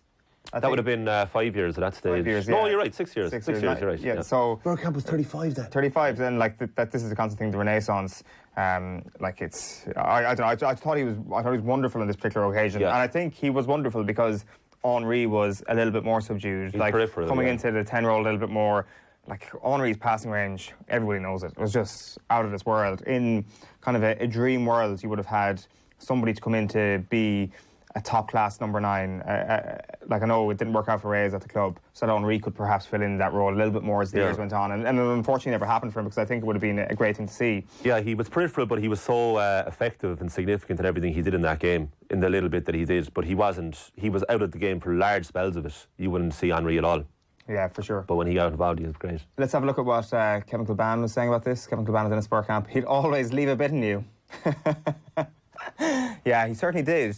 Plenty was always left on him, I think it's fair to say. Was there any player in this particular occasion at Highbury who wouldn't leave a bit on you? Everybody was just so angry. Everybody was such a nasty person on the pitch. I've never just seen 22 angry men converge together. Yeah, it was old school, and then it was kind of a little bit of new school in there as well. Pick some of today's players and put them in there. Would they survive? Like, how would Anthony Martial have got on Highbury? See, I don't buy this thing about modern footballers. You play to the rules, or you play to the terms of engagement. Anthony Martial is like a little, kind of looked like a bit of a spoiled brat at times. That to me suggests he has the trait of actually being a bit more like Thierry Henry in that match, where he's kind of like tapping Ronaldo on the face and all that sort of stuff. That was great. When Ronaldo squared up to Henry that time, that was great. Yeah, like I mean, everybody has elbows. Doesn't matter like.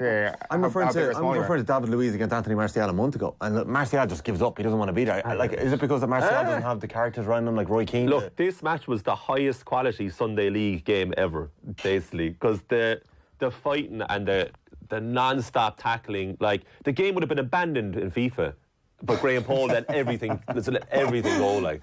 More from Kevin in this article. Bergkamp was 6'2", 6'3". Henry, all these lads were over 6 feet tall. It's a good point, actually. Vieira, 6'4". Yeah. The eye-catching thing with Bergkamp when I first went up against him was the size of his chest, massive shoulders. He was a specimen, incredible. It was incredible how strong and how imposing he looked, and would leave a bit on you. I think he's bang on there, Kevin Kilbane. You can check the full piece out on offtheball.com. Secret man of the match, the actual man of the match on this particular occasion was one Cristiano Ronaldo. Of course, scored 2 goals in the space of 3.5 minutes, won the game for Manchester United. He was pretty quiet in that game. But that was typical Ronaldo at that moment, wasn't it? It was like he wasn't the Ronaldo that he would become. It was interesting watching him back then, because I could remember how frustrating he could be, and but he was up for it that night. Like, who's your secret man of the match? Well, mine is, you go first. Einze. Yeah, me too. I go with Einze, but like then Graham Paul is my man of the match. That game doesn't happen without Graham Paul. You can, in fairness. The game doesn't happen Someone without picked Jim Graham Gavin for man of the match last week. Like, did they? Okay. Things. Like, I mean, it's a disgrace, really. But honestly, like, that game does not happen without Graham Paul. I know he's very good. He gives out 6 yellow cards.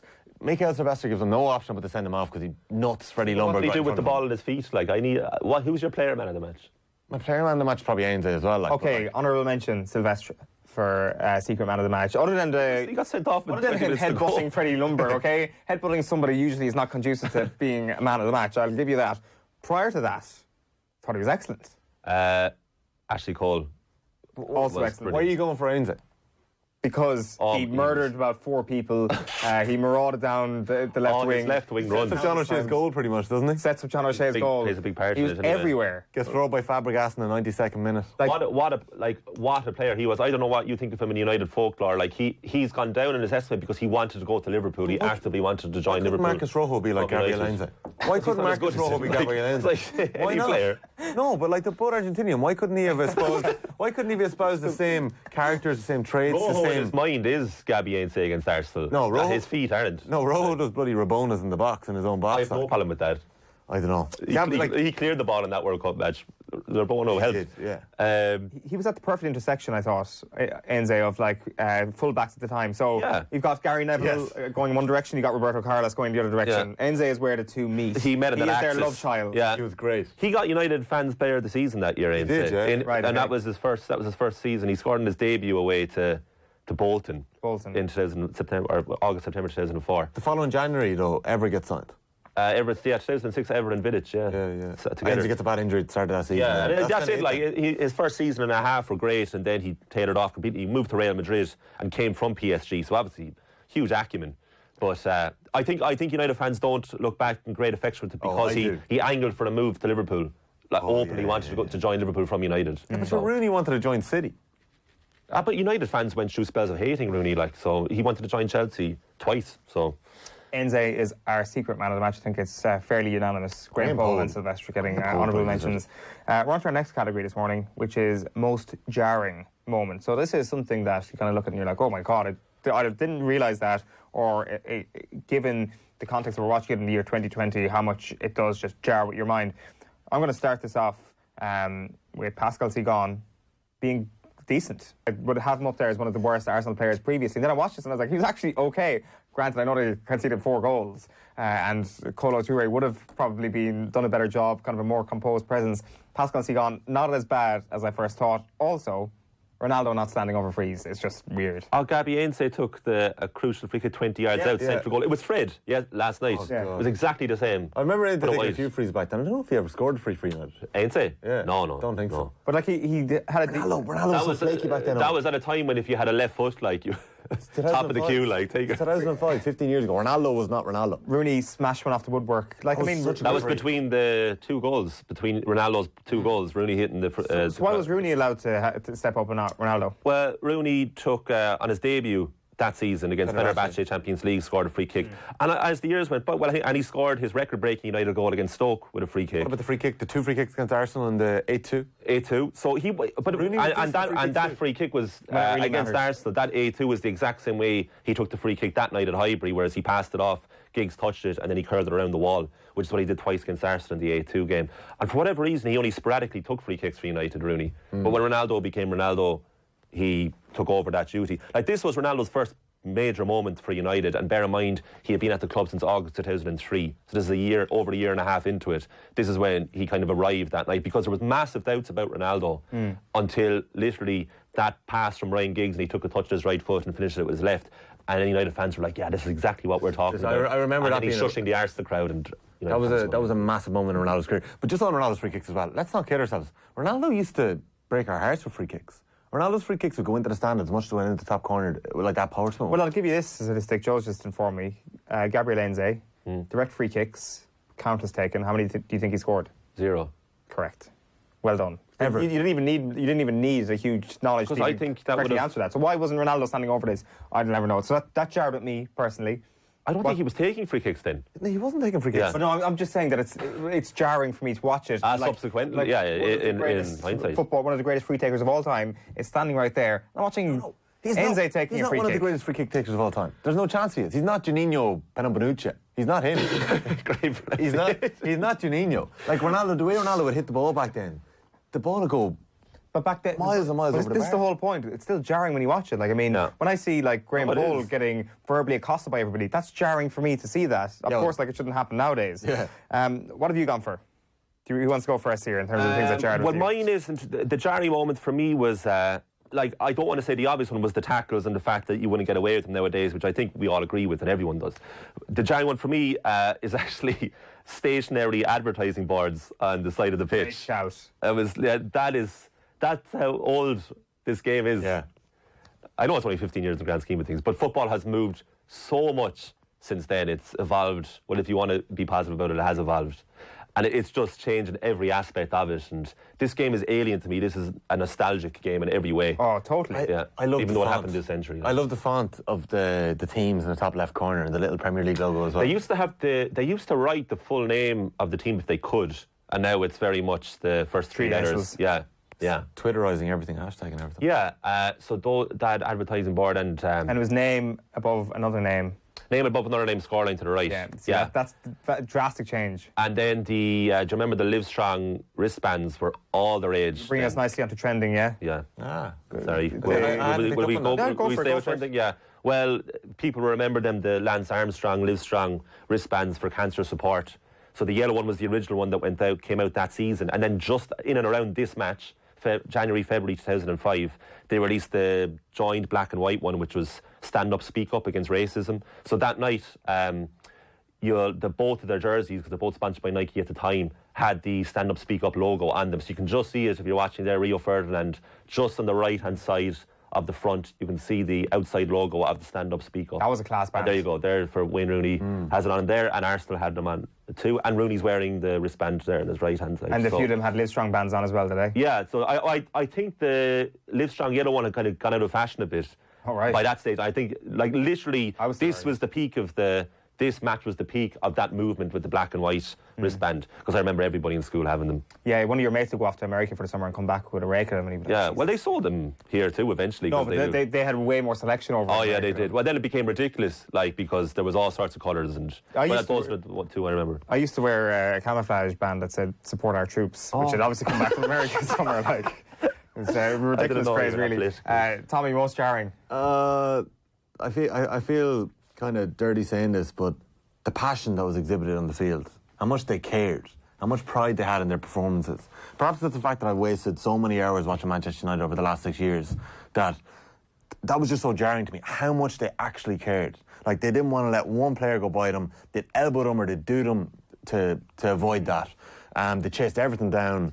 You see, Rooney's manic, like, pressing. Yeah, right. What I think is like that for me, that's the most jarring, because I just don't see that. I don't recognise that in the pitch anymore. But like, just to go back to your initial point there, I completely agree with you. But I think it jars particularly from our prism at the moment, because we see so many of these people as pundits in television. So like, Ryan Giggs has mellowed out in his old age. Thierry Henry, I think he was always fairly mellow, but he's certainly more mellow than he was back then. Even Roy Keane, to a certain point, has mellowed out a little bit. And you're watching these guys like screaming at referees, screaming at each other. You've Ryan Giggs screaming at Gary Neville. I don't know what the argument was. That's a great moment. These people are, like, when you're looking at it, because you think to yourself, this is the pundit, and I'm just watching them 15 years ago, and like, it seems that they've lost their mind. Like, at the time, it's like, this is totally normal. And even if they're footballers now, you're like, this is totally normal. But because you're watching these slick, suited, skinny tie people losing their minds at their teammates and their opposition, you're like, this is crazy. Yeah. So I think that definitely hammers it home when you're watching it from now.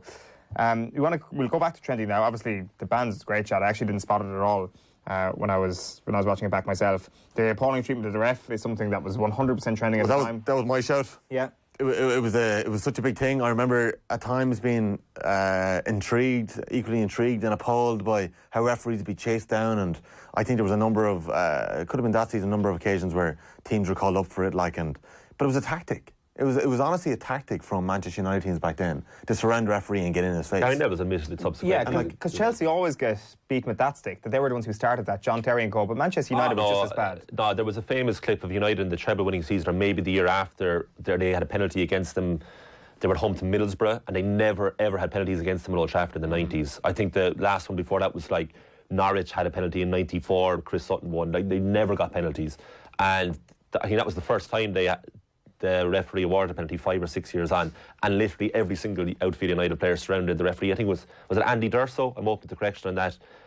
And he's backpedaling, running away from them. So it was that United vintage team of the treble-winning side. They were the first that were known as terrorising referees, and Roy Keane was front and centre of that. I actually think Roy Keane on this night was the epitome of calm, certainly by his own standards. Yeah, he was pretty calm all game. He kept the game ticking over. He was very poor in the first half. Was he poor? Very poor with his passing. He gave away the ball a couple of times. Well, he not even giving it away. He gave his teammates very awkward passes. He was giving Scholes like chest passes in the middle of the pitch. He was passing backwards a lot, but he was absolutely fantastic in the second half. Well, he was brilliant in the second half. He makes the Ronaldo second goal. That outside of the right foot pass, and he used to do that all the time. Brilliant. He used to do that all the time. But I think the narrative of this game is that the tunnel incident happened. Keane got the better of Vieira in the tunnel, and United got the better of Arsenal in the match. But Arsenal were much better than United in the first 15 or 20 minutes of that game. United equalised completely against Vieira was exceptional again. It's almost as if Roy Keane's anger in the tunnel didn't actually help him in the game. He needed to actually relax, and an angry Roy Keane perhaps wasn't actually the best version. That's the narrative, and Keane said, we all knew that they were too passionate and they were too angry that night, the Arsenal players, and we knew we had them. But when you watch the game back, that's not the case at all. Like, Arsenal were way on top for at least the first quarter an hour of that match. In that Fletcher article, he talks about Roy was detailed a defensive midfield role that day, and that Fletcher was tagging Vieira and chasing him, and that in the second half Keane was like, there's a bit of space here, I'm going to press forward, and he did, and that's what changed the game and it changed the momentum in United's favour. maybe Keane was a little bit lost in that first half. No, he was quiet, but a lot of players were quiet in that first half. Oh, Perez and Giggs had a massive influence. Yes. Was Perez very poor all game? Perez had a very poor game. 20 minutes. Oh, I disagree. I think in the first half. I thought Perez had a big influence in the first half. I'm a massive Perez fan. I thought he was very poor. I think in the second half he disappeared, but I think in that insane opening 30 minutes or so, Perez was essential to it. Paul Scholes had a fantastic second half. Yeah. And was the metronome in that team. The one last thing before we wrap up trending for me is cornrows. Like we saw it there with Rio Ferdinand. Like I missed him. No, it's just Rio. For me, Rio is trendsetter enough to bring that up. That is it for trending. We're going to get into kind of the reaction now of this game, because I don't want to say that there was certainly not a lot that was said in the immediate aftermath of the game that would remind you of the moment. There's been a lot said in the years afterwards. So, like as I mentioned at the top, Roy Keane's autobiography in 2014 goes into great detail. This thing actually came up to Joe outside when he was reading back the Guardian Live blog by Barry Glendenning when he talks about John O'Shea's goal. So 88 minutes, Arsenal 2, Manchester United 4. John O'Shea scores with the coolest of chips. Yes, John O'Shea scores with a chip. Gabriel Ainze did brilliantly to make ground down the left and pass the ball inside to Saha, who found Scholes. The Ginger Maestro dinked a lovely ball forward to O'Shea, who was alone on the left-hand side of the Arsenal box. With Almunia coming towards him at speed, he lobbed the Arsenal goalkeeper with a delightful chip that dropped under the crossbar and bounced into the back of the net. A fine goal any striker would be proud to call his own. A priceless collector's item if you're a big lummox of a centre-half from Waterford. Which I guess Barry Glendenning can get away with because he's Irish himself. I think the commentator said he could play for 15 more years and he'll never score a goal like that. And what did he do? Prophetic.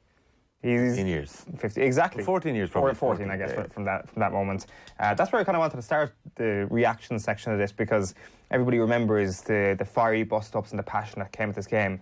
John O'Shea turning into Eric Cantona was actually the thing we should be taking away from this. Which is the Cantona part? The chip or the celebration? I'm not sure, is it kind of like a surprise where he's like, I can't believe I've done this.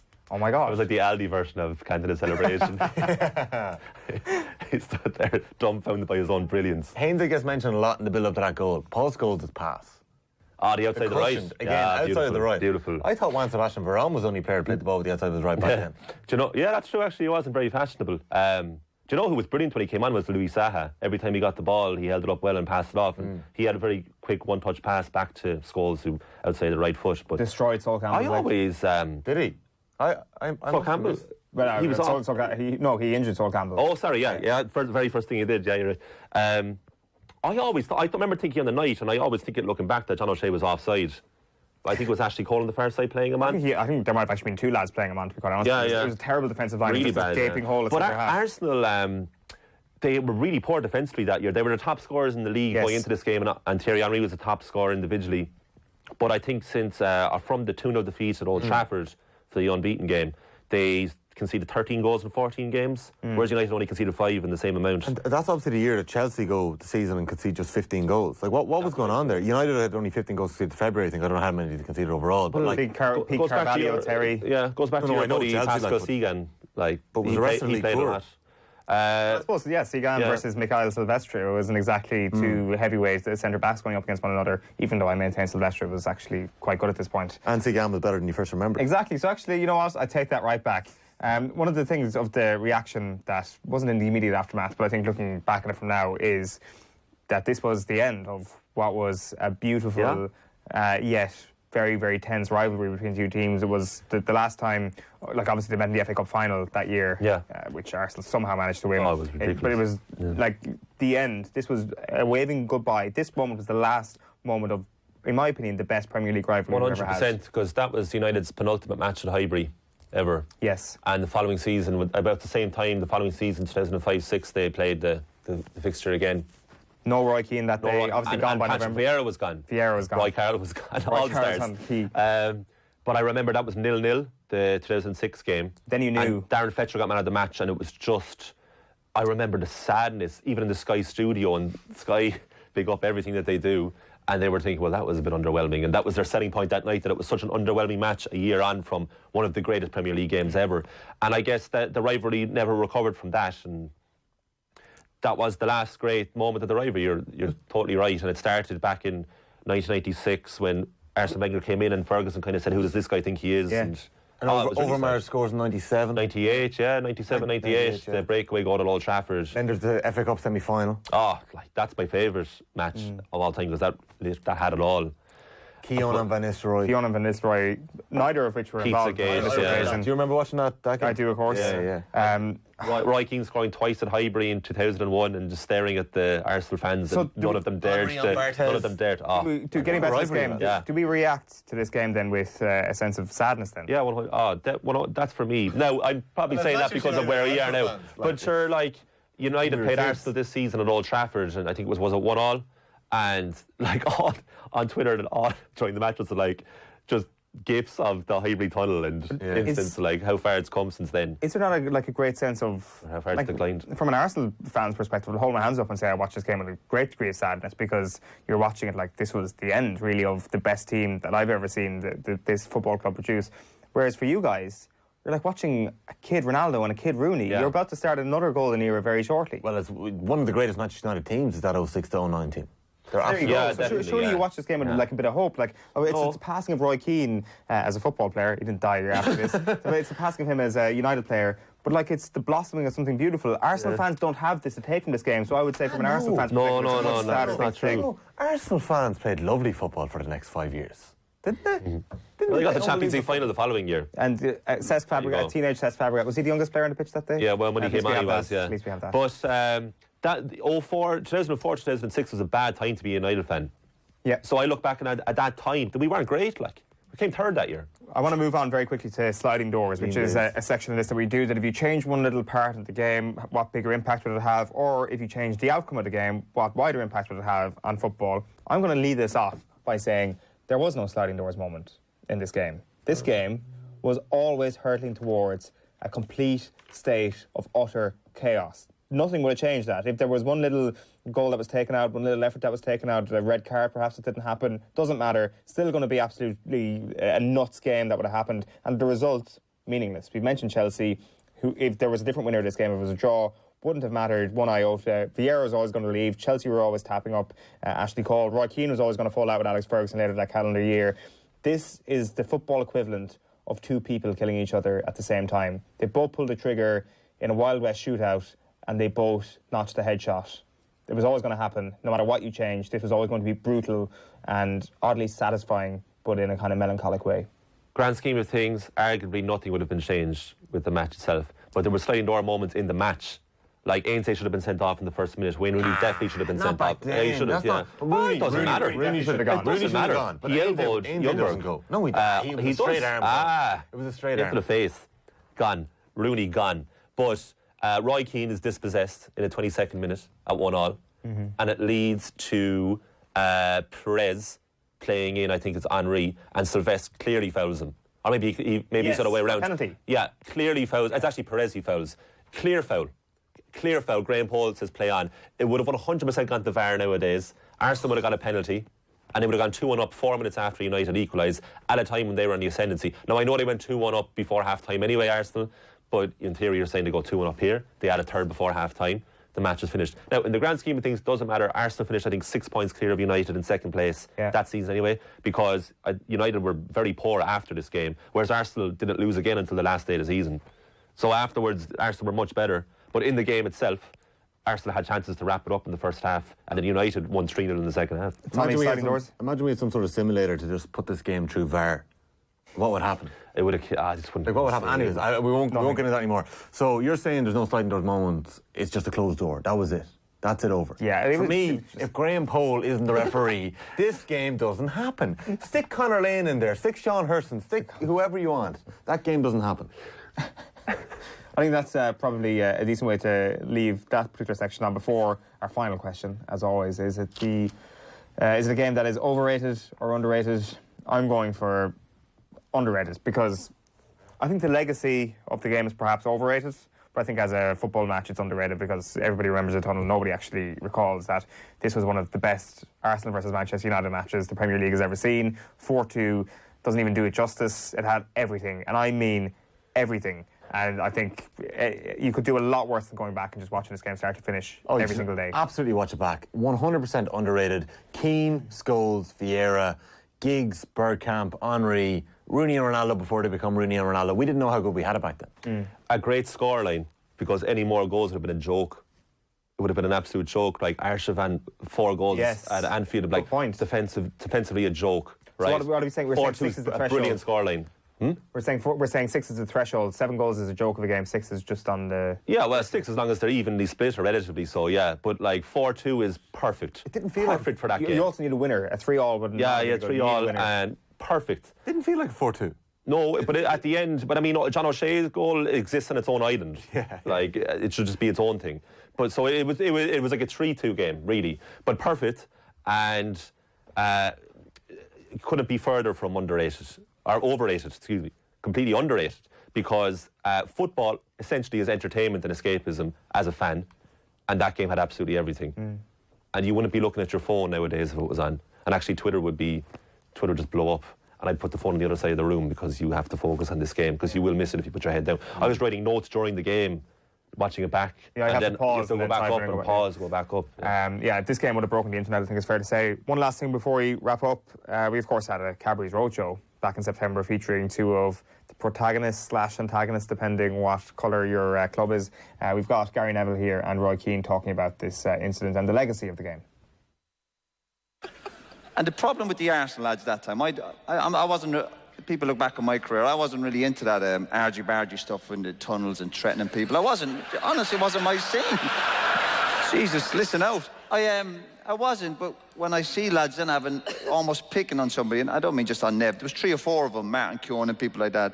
So that probably it was more the bullying than kind of fellas getting stuck into each other on the pitch. I think if you have any argo with people, you bring it out onto the pitch. This tunnel stuff. And the most important thing about that night was, and maybe forgotten about, is that we had to win the game, and we won the game. Yeah. There's no point doing all this carry on in the tunnel and then going out and get beaten. So the key was to win the match and just put Arsenal, 1 or 2 lads in their place. But that was no big deal. Yeah, put 1 or 2 lads in their place and then subsequently finished 3rd, of course, in the Premier League that season. I maintain there was no sliding doors moment of no greater significance, just an absolutely unbelievable game. Lads, thanks many for joining me. Before we wrap up this morning, we have had a bit of mail in. Basically, the idea of this every week is we're going to review a classic game. It's like a book club, except it's for matches, epic matches in recent memory or in ancient history. We've got a mail in here from James Calney, who says, Ireland versus Netherlands, September 1st, 2001. Best result/atmosphere at Lansdowne Road that I can remember. We will 100% get to that game eventually. While Greenhands Kelly commented on YouTube with a load of great suggestions. Istanbul 2005, 100% we're going to get to that this year, 15th anniversary. Nadal Federer, Wimbledon 2008. Colin Buig, I'm sure we'll get to that eventually. Tip Kilkenny 2009, 2014 draw. Ireland Wales 09. That is coming up next week.